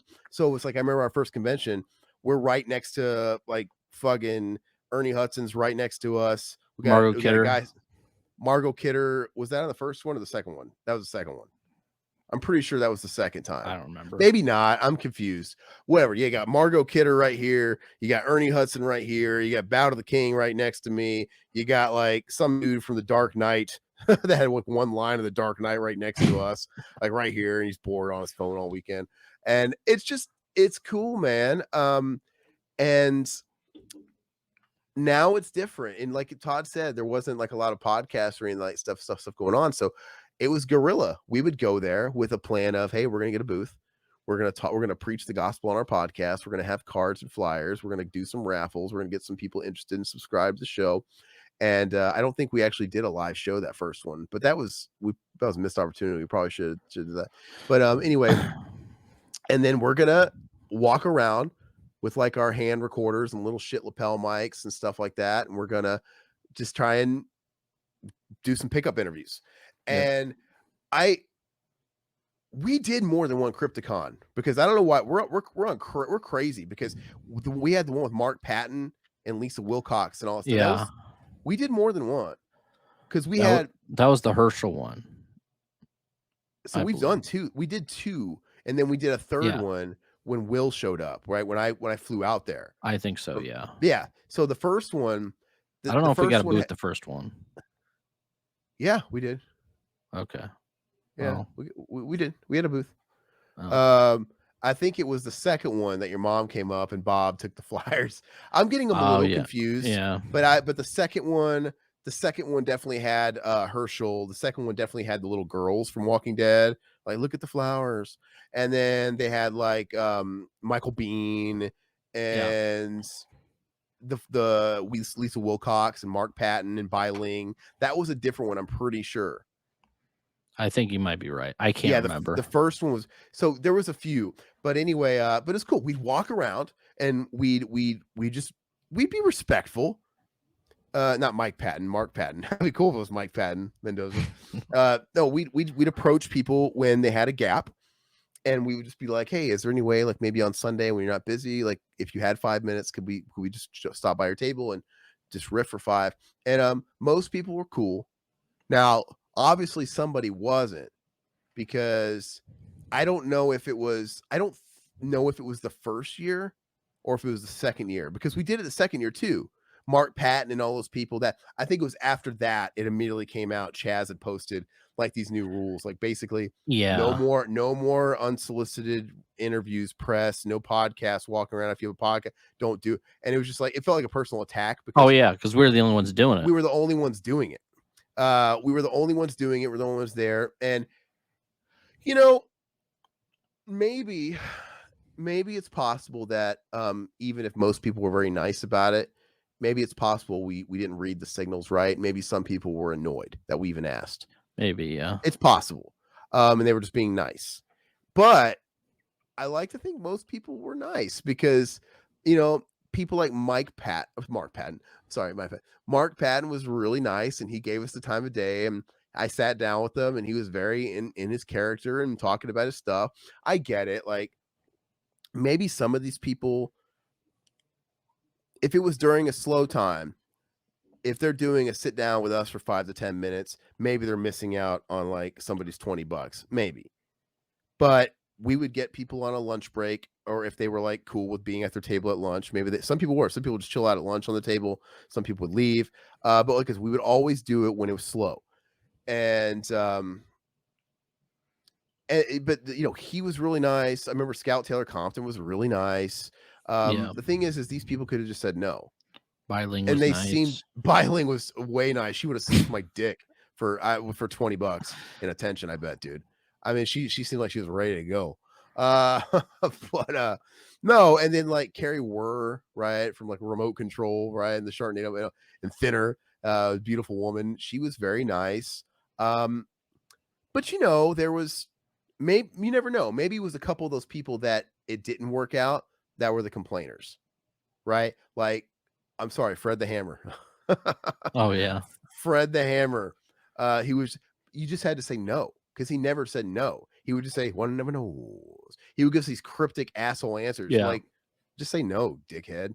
Like, what the fuck is this? And maybe, like I said, or you know what? I'm sorry to keep bringing it up, but Tom Savini. I think he's the guy. Yeah. Tom Savini, because he's like a main staple of all these fucking cons. He's like a go-to guy. I'm sure he's got all these guys that run all the cons names on speed dial. He knows them, right? He's in the Rolodex. He's like, I'm coming again next year, but you got to keep these fucking assholes who come around with their backwards hats and their fucking, Halloween t-shirts, and fucking keep them away from me. Because he almost seemed to there's nobody at this guy's fucking table, and we came up very nice and was like, "Hey, is there a way like we get for it?" and he was just a fucking asshole about it. Like, I'm sorry we impeded on your space, my friend. Like, we're Yeah, big fans, I promise you. Like, he was a anyway. dick to us, and then you sent your mom and my wife up because they were helping us out at the booth, and he was dicks to them too. So, so I really think it's but some people have good experiences with him, which I've heard other podcasts where he says he's nice as can be. It's possible he's having a bad day. It's possible he's had multiple bad days because he's also got a reputation of being an asshole. It's also possible that it's just he has a certain reaction to people like us that wanted an interview and weren't like trying to buy a bunch of shit right away. Who knows? It just could be a bunch of factors, but he'd also been accosted and fucking hounded by people like Nate all weekend, like watching movies with him in a hotel room. He looked miserable. He looks miserable, like just watching that shit with all these fucking normies in that hotel, which that was a weird vibe, walking up in that Ramada Inn bedroom and seeing Tom Savini laying down in the bed, like watching TV with a couple of fucking Midwest fives under each arm. Fucking, let me tell you, I'd rather have a fucking Arizona 5 than a Midwest 5 because a Midwest 5 is like an Arizona 2. He was anyway. They were watching the Theater Bazaar, his new movie that was coming out. Yeah, remember? But he had already, yeah, and I just think it was so funny. So was that his room? I don't know whose room that was supposed to be. Maybe that was Tom's room. I don't know. I don't know, but it was just really uncomfortable to see like all these people crowded around this room while you have like this fucking old Italian middle-aged guy laying in bed with everybody staring at him while he's watching a movie. I know, and he's sitting there watching, and everybody's like side-eyeing him. And then Nate, and like I said, I'll never forget when that fucking thing ended. Nate, oh, magnificent, Tom. Amazing, bravo. Tom. So great, bravo.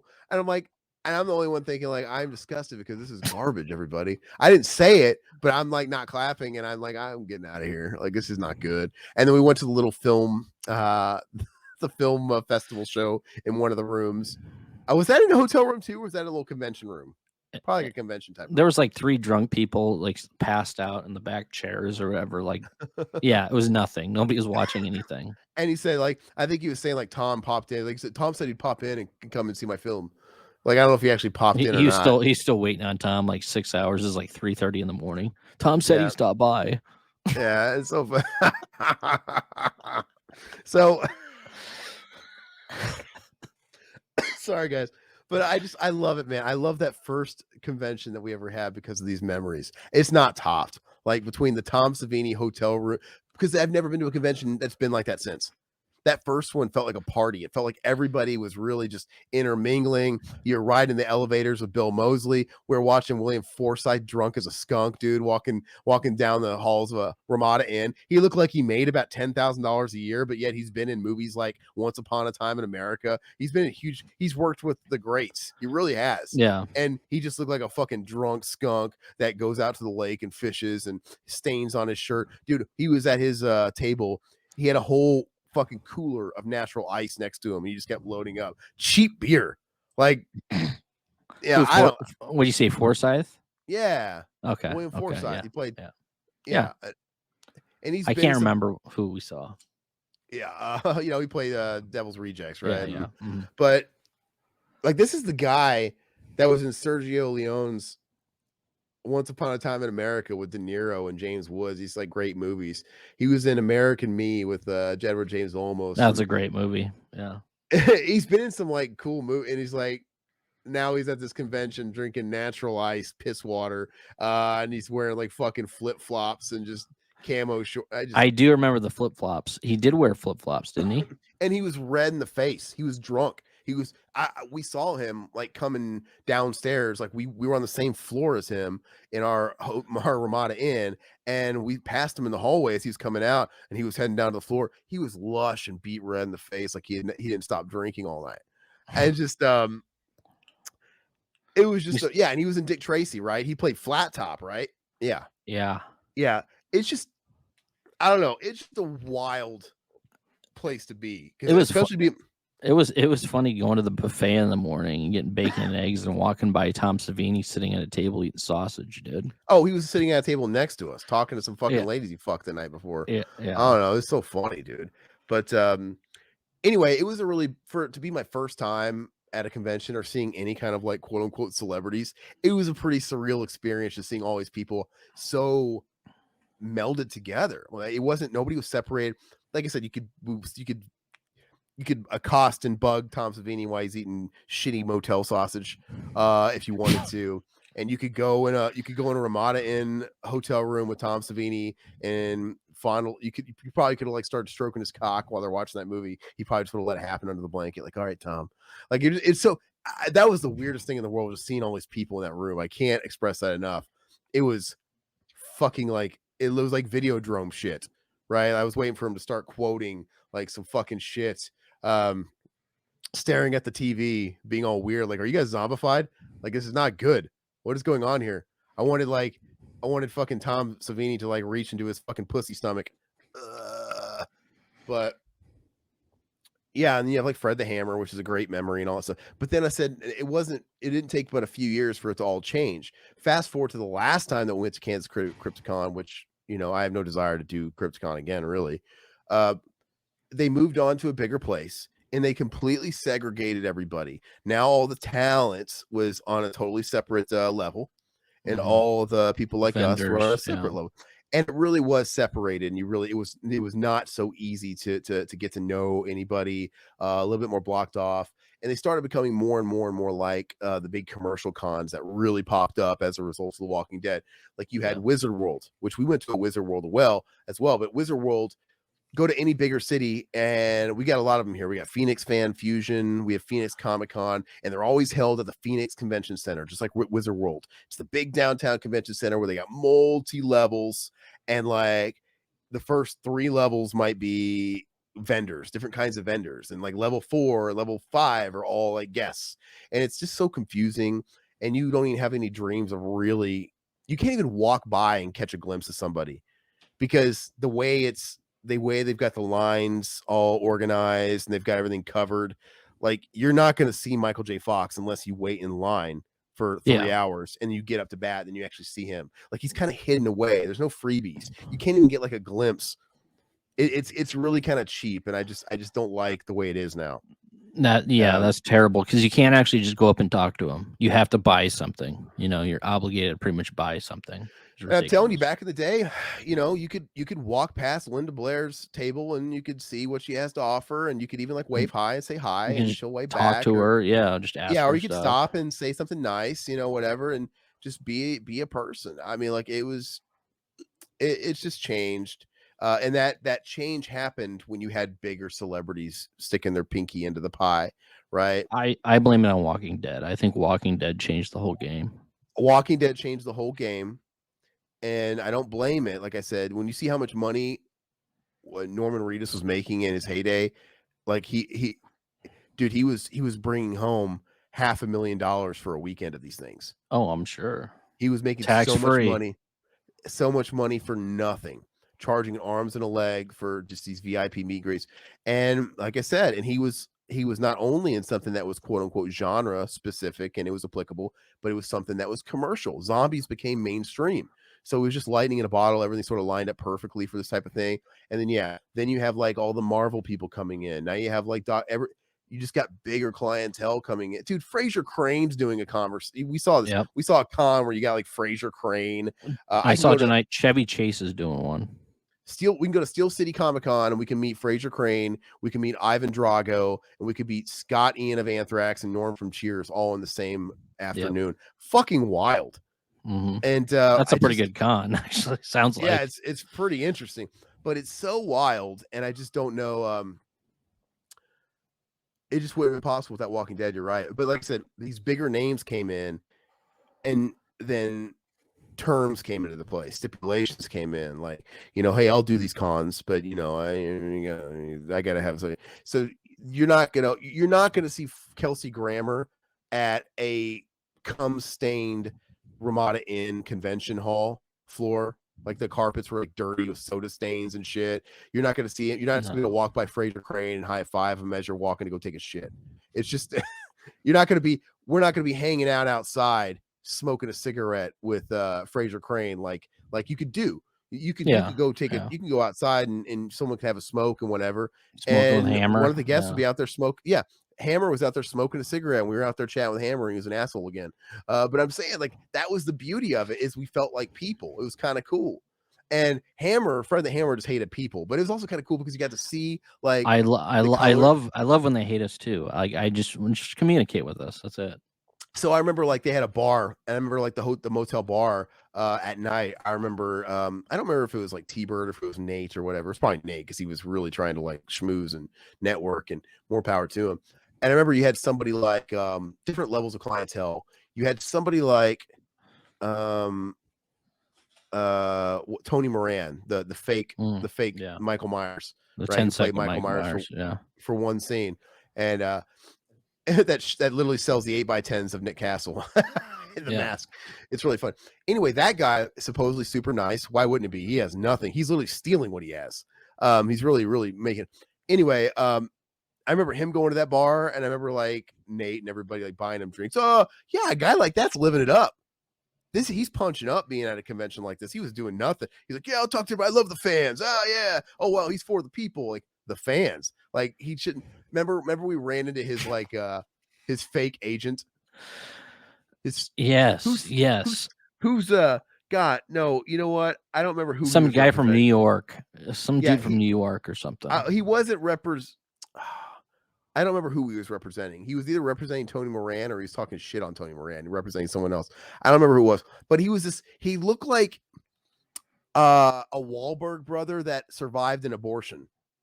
Like, he looked like, not like a fucked up Wahlberg, kind of like had these eyes, and he's kind of chubby. He had a Michael Jackson coat. He had like a fucking puffy 90s colorful, like Michael Jackson. You sure it wasn't leather, dude? It could have been leather.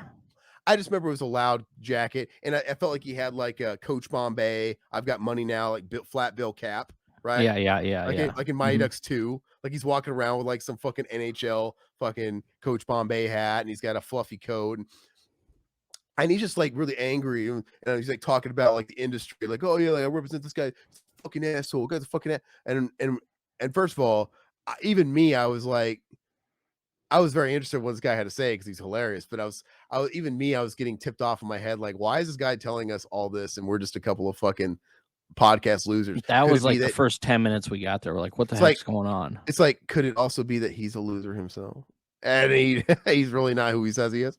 And it was so funny, dude. And anyway, yeah, a guy like Tony Moran is in the bar at the Ramada. He's cool staying at the Ramada. Eventually, celebrities stopped staying at the hotels they were going to. But like Ernie Hudson didn't stay at that hotel. Ramada, yeah. Ramada, yeah. Hotels stretching it, but yeah, back then everybody used to stay in the rooms, and it was a big party after hours. That first year, it just didn't stop. And yeah, Tony Moran, like I said, he's punching up. He's good to the fans, of course. They're all buying drinks. And I remember Hammer came in. The Hammer came in to get a drink. Big mistake. He left like 2 minutes later because he was getting bombarded and bum rushed by people like Nate. And he literally got a drink, and the second he got a drink, he left. Like, I'm out of here. He would just kind of have this look on his face, like, you're talking to me. Why are you talking to me? He was at a standing table, just drinking his martini or whatever he was drinking. Not a martini. I don't know what he's drinking, but by himself. And like, if somebody went up to him, he like, not swat him away, but he pretty much brushed him off. Yeah. And it's like, look, bro, you shouldn't be staying at the place you're at if that's the treatment you don't want. And because all the fans and the con goers are staying at the hotel. So you should either go back up to your room and drink up there like a good alcoholic and drink in silence and peace and alone, or stay somewhere else. I don't know what to say. Because a lot of these people weren't used to it. It might have been their first con, like getting pitched or whatever. And yeah, he might have been like, I didn't like this shit. He did a couple more after that. He didn't stop. But he probably definitely limited it. He probably was like, you know what, that wasn't for me, man. Because you kind of have to like people, because that's the one thing you could always tell, man.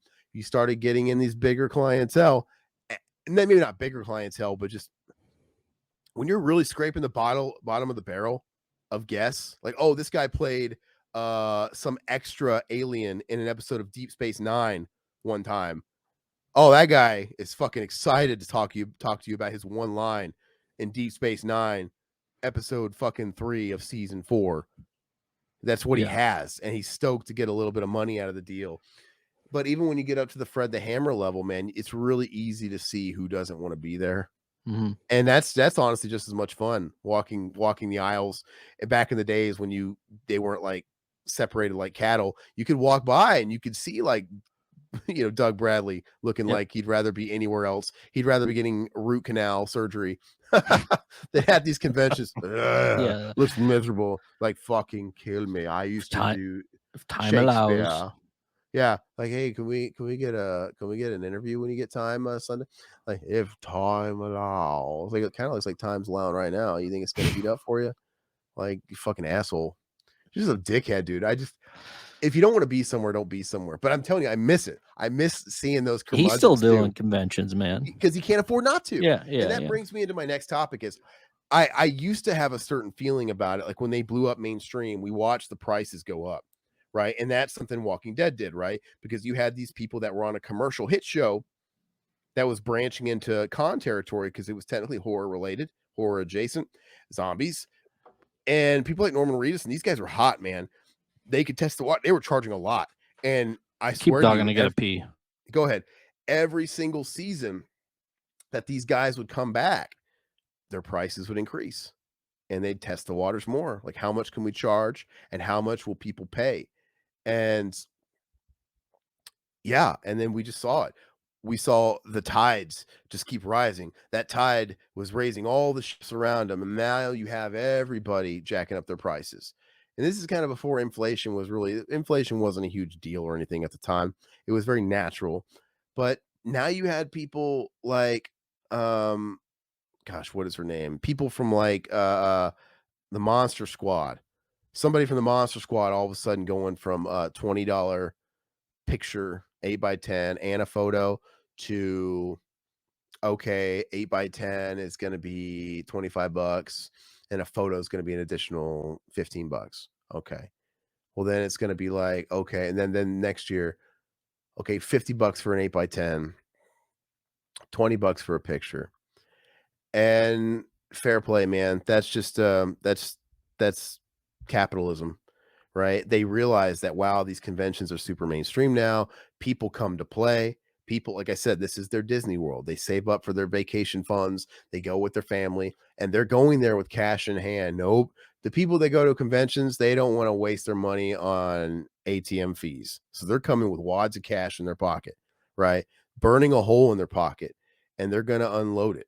Like that, they've got their budgets set aside for that weekend. So they're prime. Yeah, you're somebody that was in Ghoulies 3. You know the floors are littered. Somebody is gonna stop and talk to you, and someone's probably gonna give you that $50. So anyway, it's just capitalism, and it worked, and it just kind of sucked the fun out of it because my whole thing was I never understood the appeal of autographs. I'm talking about how like everybody started jacking up their prices, like the when Walking Dead rose the tides, it raised everybody's ships, right? Yeah, When because they there's found all out the how, extras that were trying to get money out of oh yeah, people. when they found out like, whoa, Walking Dead, like all these guys are asking for how much for VIPs and whatever, and each year they kept raising their prices more to see what people would pay, and people kept paying it. Yeah, then you have like the zombies who played a zombie in one episode, and these extras, and Zombie number 7 wanted $40. You got Dead Body and Ghoulies number 3 wanting all of a sudden $20 for an 8x10 and a picture became $30 for an 8x10 and $10 or $15 for a picture too. Then it became $50 for an 8x10. Everybody kept testing the water, and that's capitalism, testing the waters to see what people are going to pay, because now there's such high demand events and they're sold out, and they know people are coming to them. It's like, we're just going to fucking, they know, the most importantly,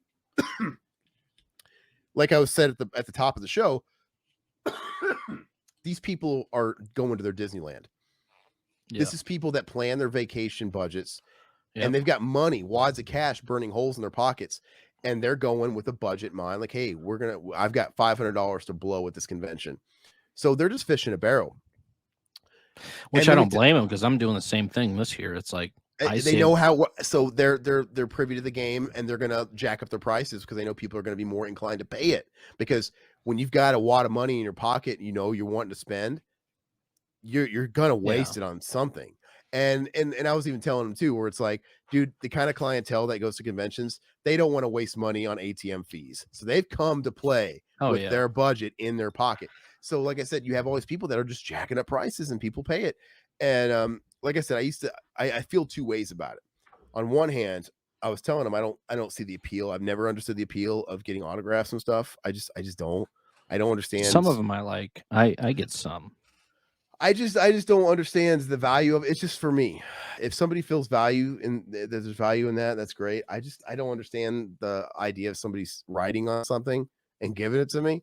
And a picture is one thing, but just the idea of charging the money for the picture and all, it just seems a little weird. But at the end of the day, it is capitalism, and these are people that are just finding ways to make supplemental income. Because I have to think of it like, you know what?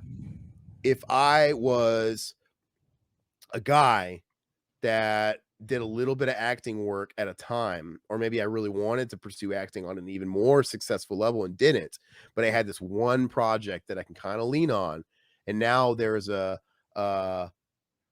place that I can go to and allow that one thing I had to give me a little bit of revenue, and this could provide supplemental income to the shitty job I have to work. Because you know, some of these people probably work shit jobs. They probably work regular jobs. Oh yeah, I'm sure. You know, and or they're not. Their acting is dried up. I get it. So I'm not like trying to crap on somebody's income. They found a way to make money, and there's grown people that are happy to pay the prices. So you're free to do whatever you want. But and you can't really crap on the con goers either, because it's like it's more than meeting celebrities. It's a sense of community. So you actually get to meet like-minded people. That's a big reason that I go, because I don't have a whole lot of friends, well, besides you guys, in my state that actually like to go to movies or horror movies in general. So it's like you have to find these people, and sure, you're going to spend money. Might as well live it up for a weekend once a year. Yo, exactly. So the feeling's mutual. You acknowledge that's what you're doing. You're just going to splurge and just blow money on stuff that we don't really need. And the people going there know that's the MO as well. And they're happy to accommodate and jack up their prices. And I get it. And like I said, but you're paying their bills. So yeah, it is what it is. We just live in a capitalistic society, and it's just how it goes. You know, if people are willing to pay it, you know, you can price it. Yeah, but you also can't take advantage of your, fans or audience, that sort of thing. And there's a like line a little bit. Yeah, sometimes there's it a feels line like there. That. Like me personally, I found it very respectable when you had someone like Sid Haig, right? That was, he was saying even that third time or whatever we went to Crypticon right before he died, even then I think it was the same. When we got our picture with him on that second one, he had said people had started charging for pictures at that point. Even the second year we went, it was starting to grow, and people were charging for everything. Was a la carte, and it was just ridiculous. It used to be like, you're buying an 8x10, yeah, you can have a picture too. Like what kind of sweat off your nuts? What sweat is it off me? It's not any sweat off the guests or whatever. Like, I get it. Like, I'm giving my time to be here, so I need to be compensated for that.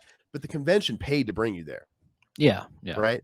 The convention paid to bring you there. They're putting you up in a hotel, right? So you're already set there, and yeah, okay, now you have your time. Okay, well, you're making money. But it's the fans also took off work and drove and have sacrificed their time to come to you, to give you money because they like you for some shit and to meet you. And I think it can be transactional, but at a point, the transactional aspect of it really eliminates the personal meeting the person. And I think as long as it's both, like, you should be able to meet them, have your moment with them, sign something, get an autograph, have a nice exchange. The fact that they learned, like, hey, fucking, I can monetize my pictures now. I can charge them to just, like, for me to take a picture with them, and that's socially acceptable. All right, well, it's Cameo, right? We talked about it. Now somebody launched Cameo, and now celebrities are not going to give you interviews anymore on your blog, your podcast, or whatever, because now it's like, I have a Cameo. They pay me to talk on a Cameo for 2 minutes. Why should I not charge you to do a 5, 10, 15-minute interview accordingly? It's like I said, it's kind of a bit of a plague. I understand it. People got to make money, but there's also probably a lot more like con promoters or managers for some of these celebrities. So I'm sure that kind of jacked up the price as well. So the more promoters there is, the more money, because they're going to give a cut to the, let's see, they'll give a cut to the promoter, and then they'll get a cut to the, will they give any cut to the venue? The venue would probably be, I'm trying to the think how venue's that taking would. all the money from the vendor booths. They're Okay, making yeah. they're making a Yeah. mint off all the vendor booths and stuff like that, and because they have to pay the talent's taking home all their money. I don't think they're really getting. I don't know if they're getting a venue cut. I don't know if it was like if it was a musician or like a comedian. Yeah, there's like venue cuts, so maybe it is no different, right? Maybe there's something worked out there, but But the promoters getting like 30% of the purse pretty much. So, and just but the reason people go to these conventions, I mean, I like the vendors more these days. Those are more fun.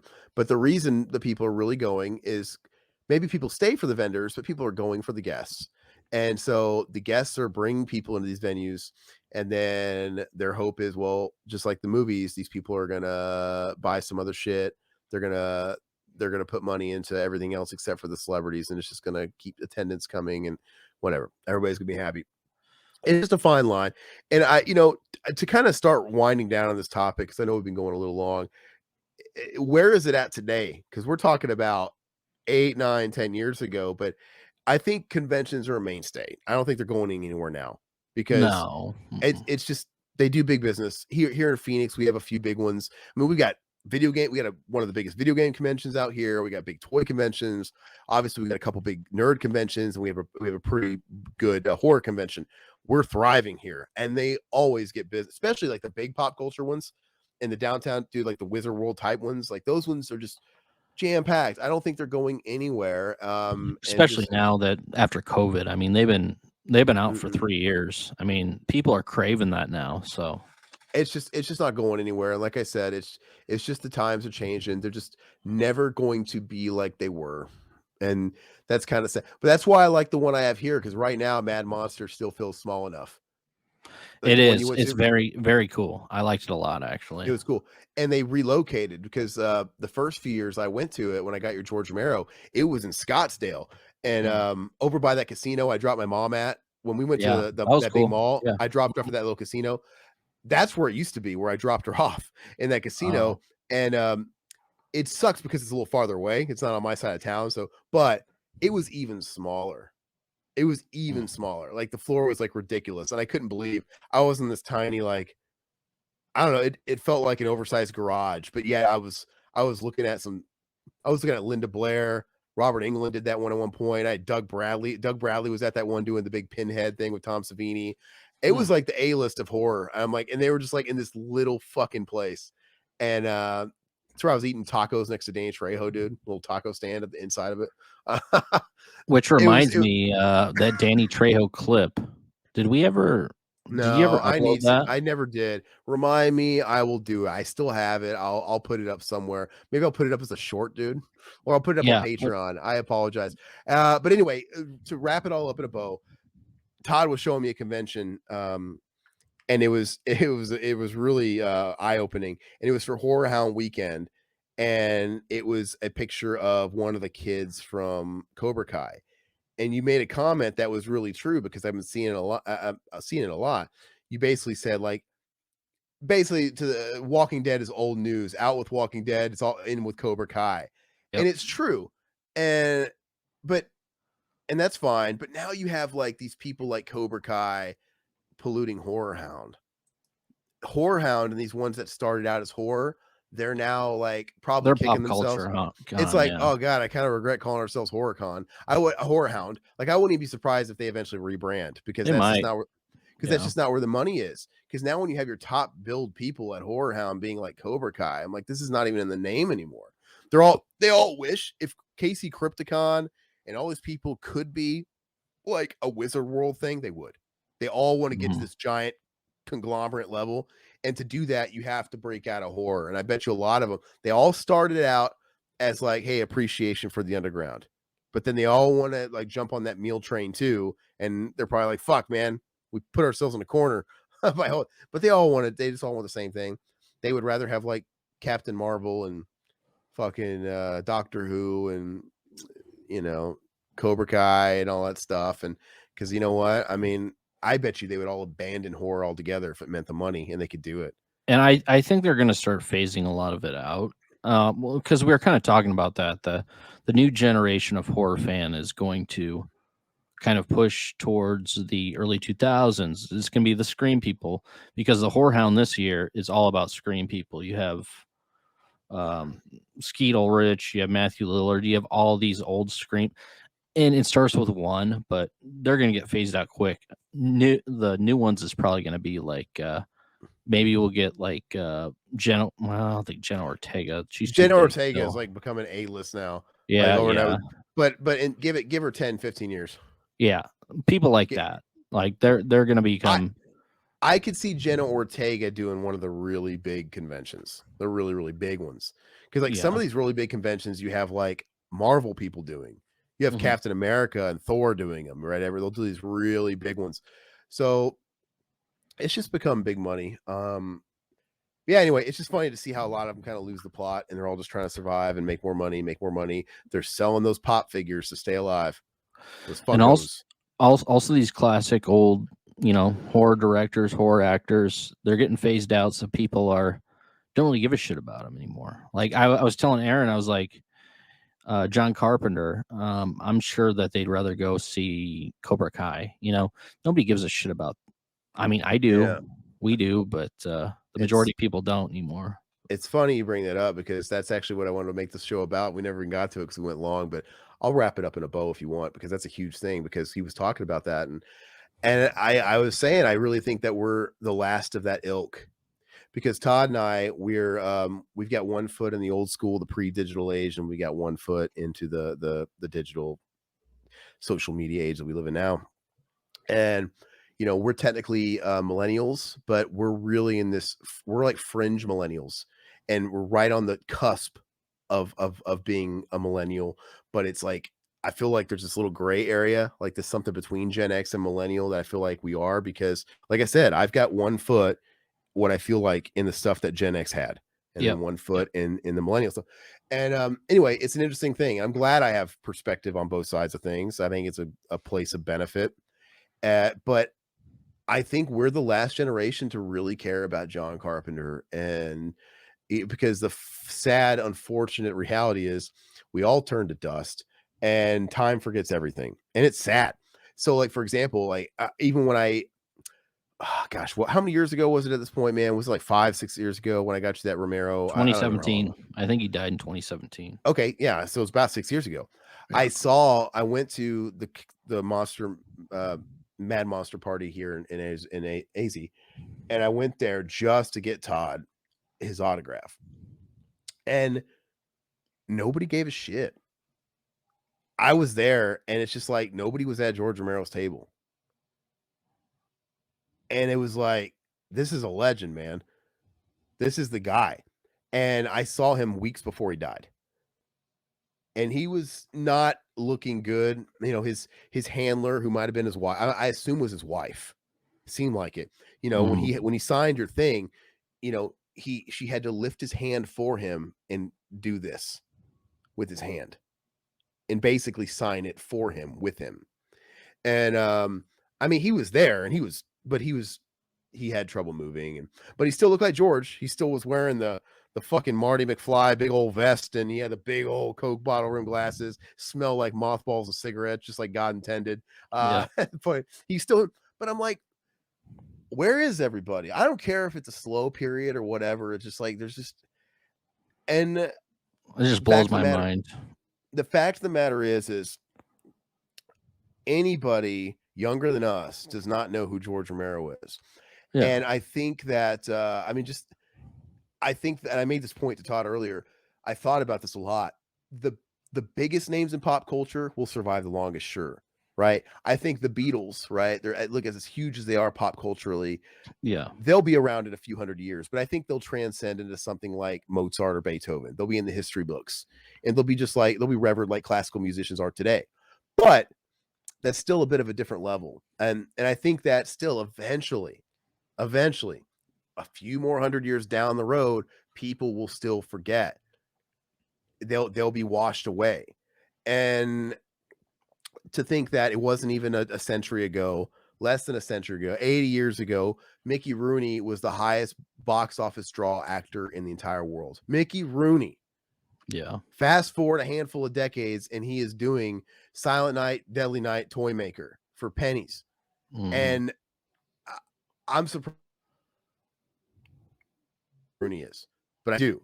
But I guarantee you, the vast majority of people under 50 do not know who fucking Mickey Rooney is. Yeah. So people have their heyday, and time moves forward, and just the collective fucking hive mind of society forgets. And on one hand, that is really sombering and depressing. Yeah, it is. Because when you think about, wow, even the most accomplished people in my lifetime are eventually just going to be dirt, and they're just going to be like an afterthought. And some people last much longer. Some people turn to dust in 5 years. Look at people like Pauly Shore, man.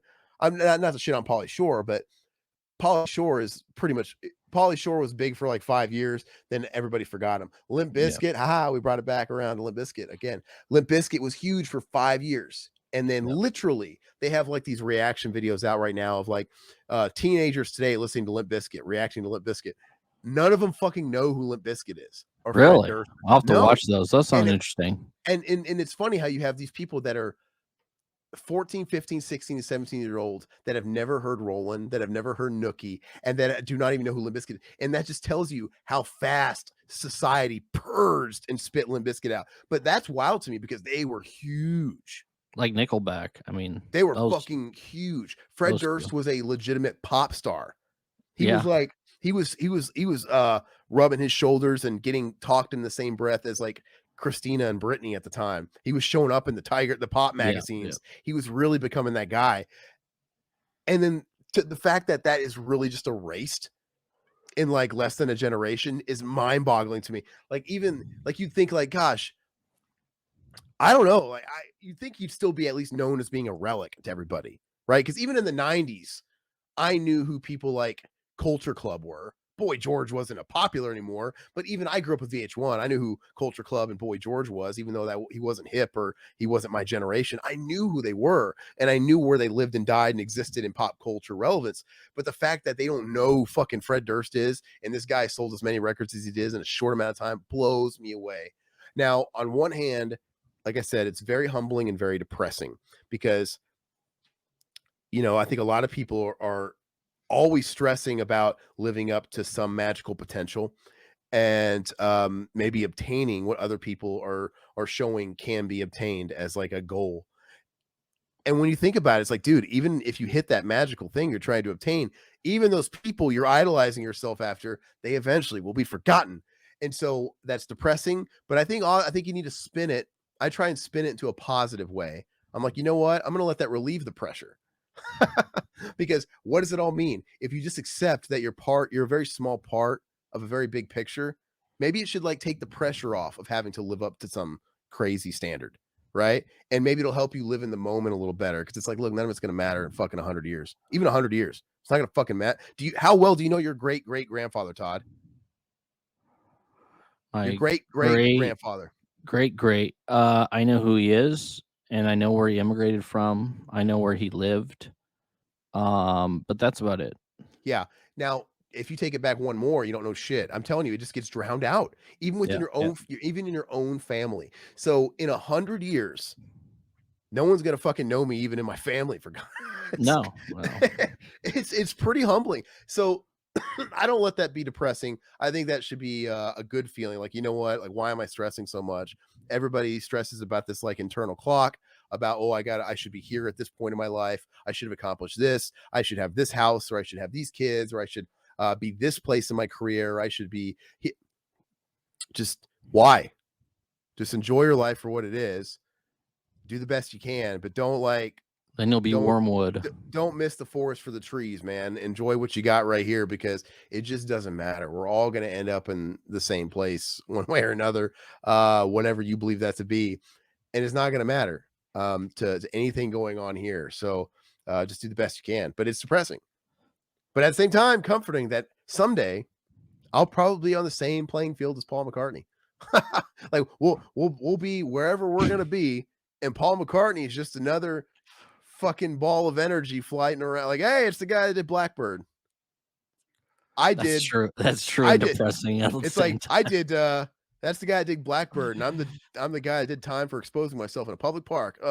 Doesn't matter. We're all in the same. You know, I didn't. That didn't really happen. But I just think it's how you think of it. It could be depressing, or it could be liberating, and like, whew, all right, I don't have this pressure That's anymore. cool. Like Yeah. we're just trying to get through it. Yeah. So we will be forgotten about though. But that is in human nature. We all strive.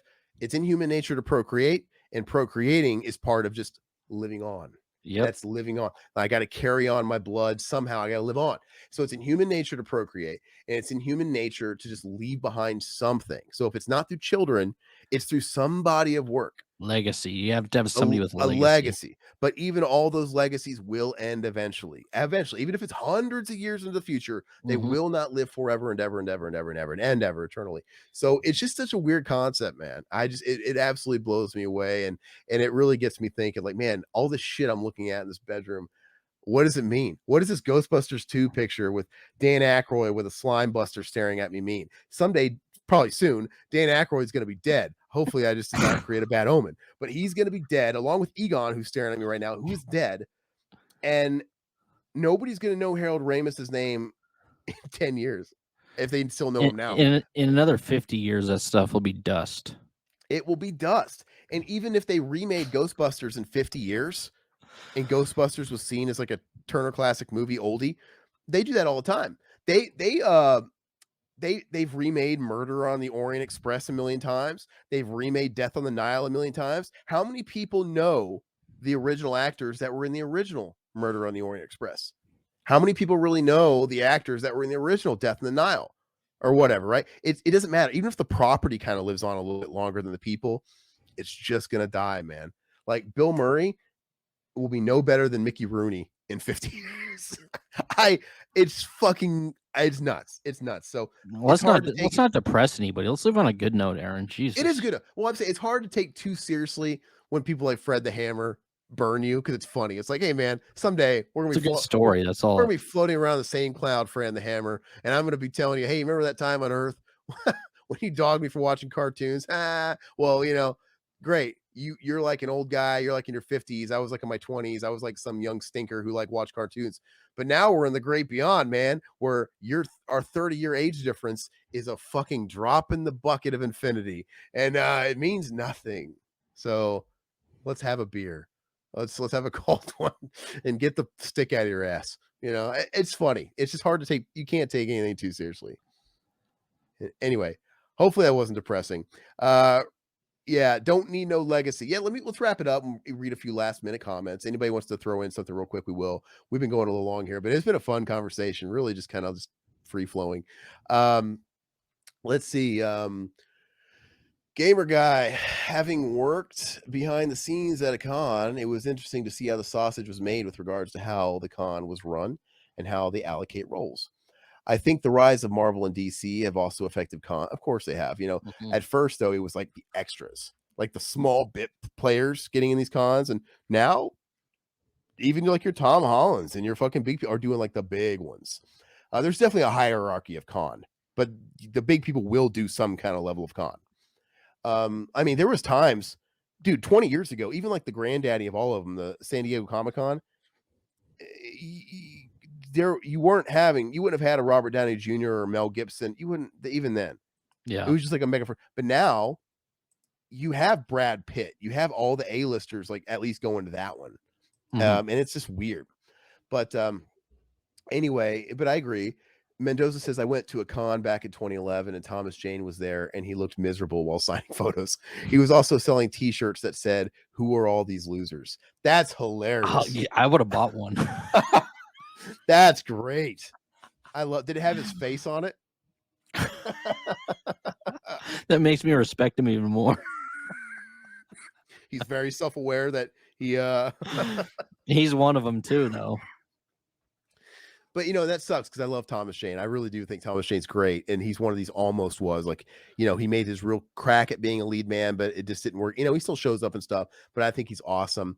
But I just think if you're gonna take the paycheck, man, you just gotta do your best to put your face on and don't look miserable because that stuff, people know you're not hiding from anybody. Everybody knows when you want to be there, and whenever you look like you don't want to be there.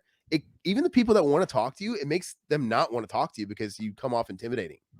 It's like, I don't want to talk to this guy. What's ridiculous to me is they're there like what 4 or 5 weekends a year, and they make decent money. So why would they be miserable? That doesn't make any sense to me. And they're only taking these jobs because they're not getting work. They're not working right then. Yeah. And whenever they do get a job that comes up, it's somewhere in their clause where they can back out. That's why you get all these cancellations. And it's clearly in their contracts because otherwise they'd be getting sued and litigated to death by all these conventions. But no, they don't. So it's just a placeholder for income unless a job lines up. In fact, it should be awesome. It would be so cool to have that safety net.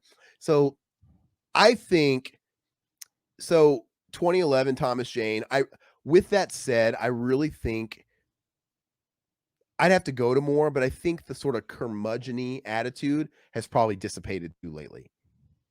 Right? Yeah. I think it probably has because a lot of these now it's not as like looked down on anymore because it used to be stigmatized. Oh, the con. And like I said, you have someone like Doug Bradley who was a theater actor. He wanted bigger things and he became known as Pinhead, this guy in like a low tier horror. Like that was like beneath his feet, right? People that were like a real actor, they didn't want to be in Star Trek or fucking horror, and that's what they become known for. And they can't embrace that and respect that. They kind of ashamed of it.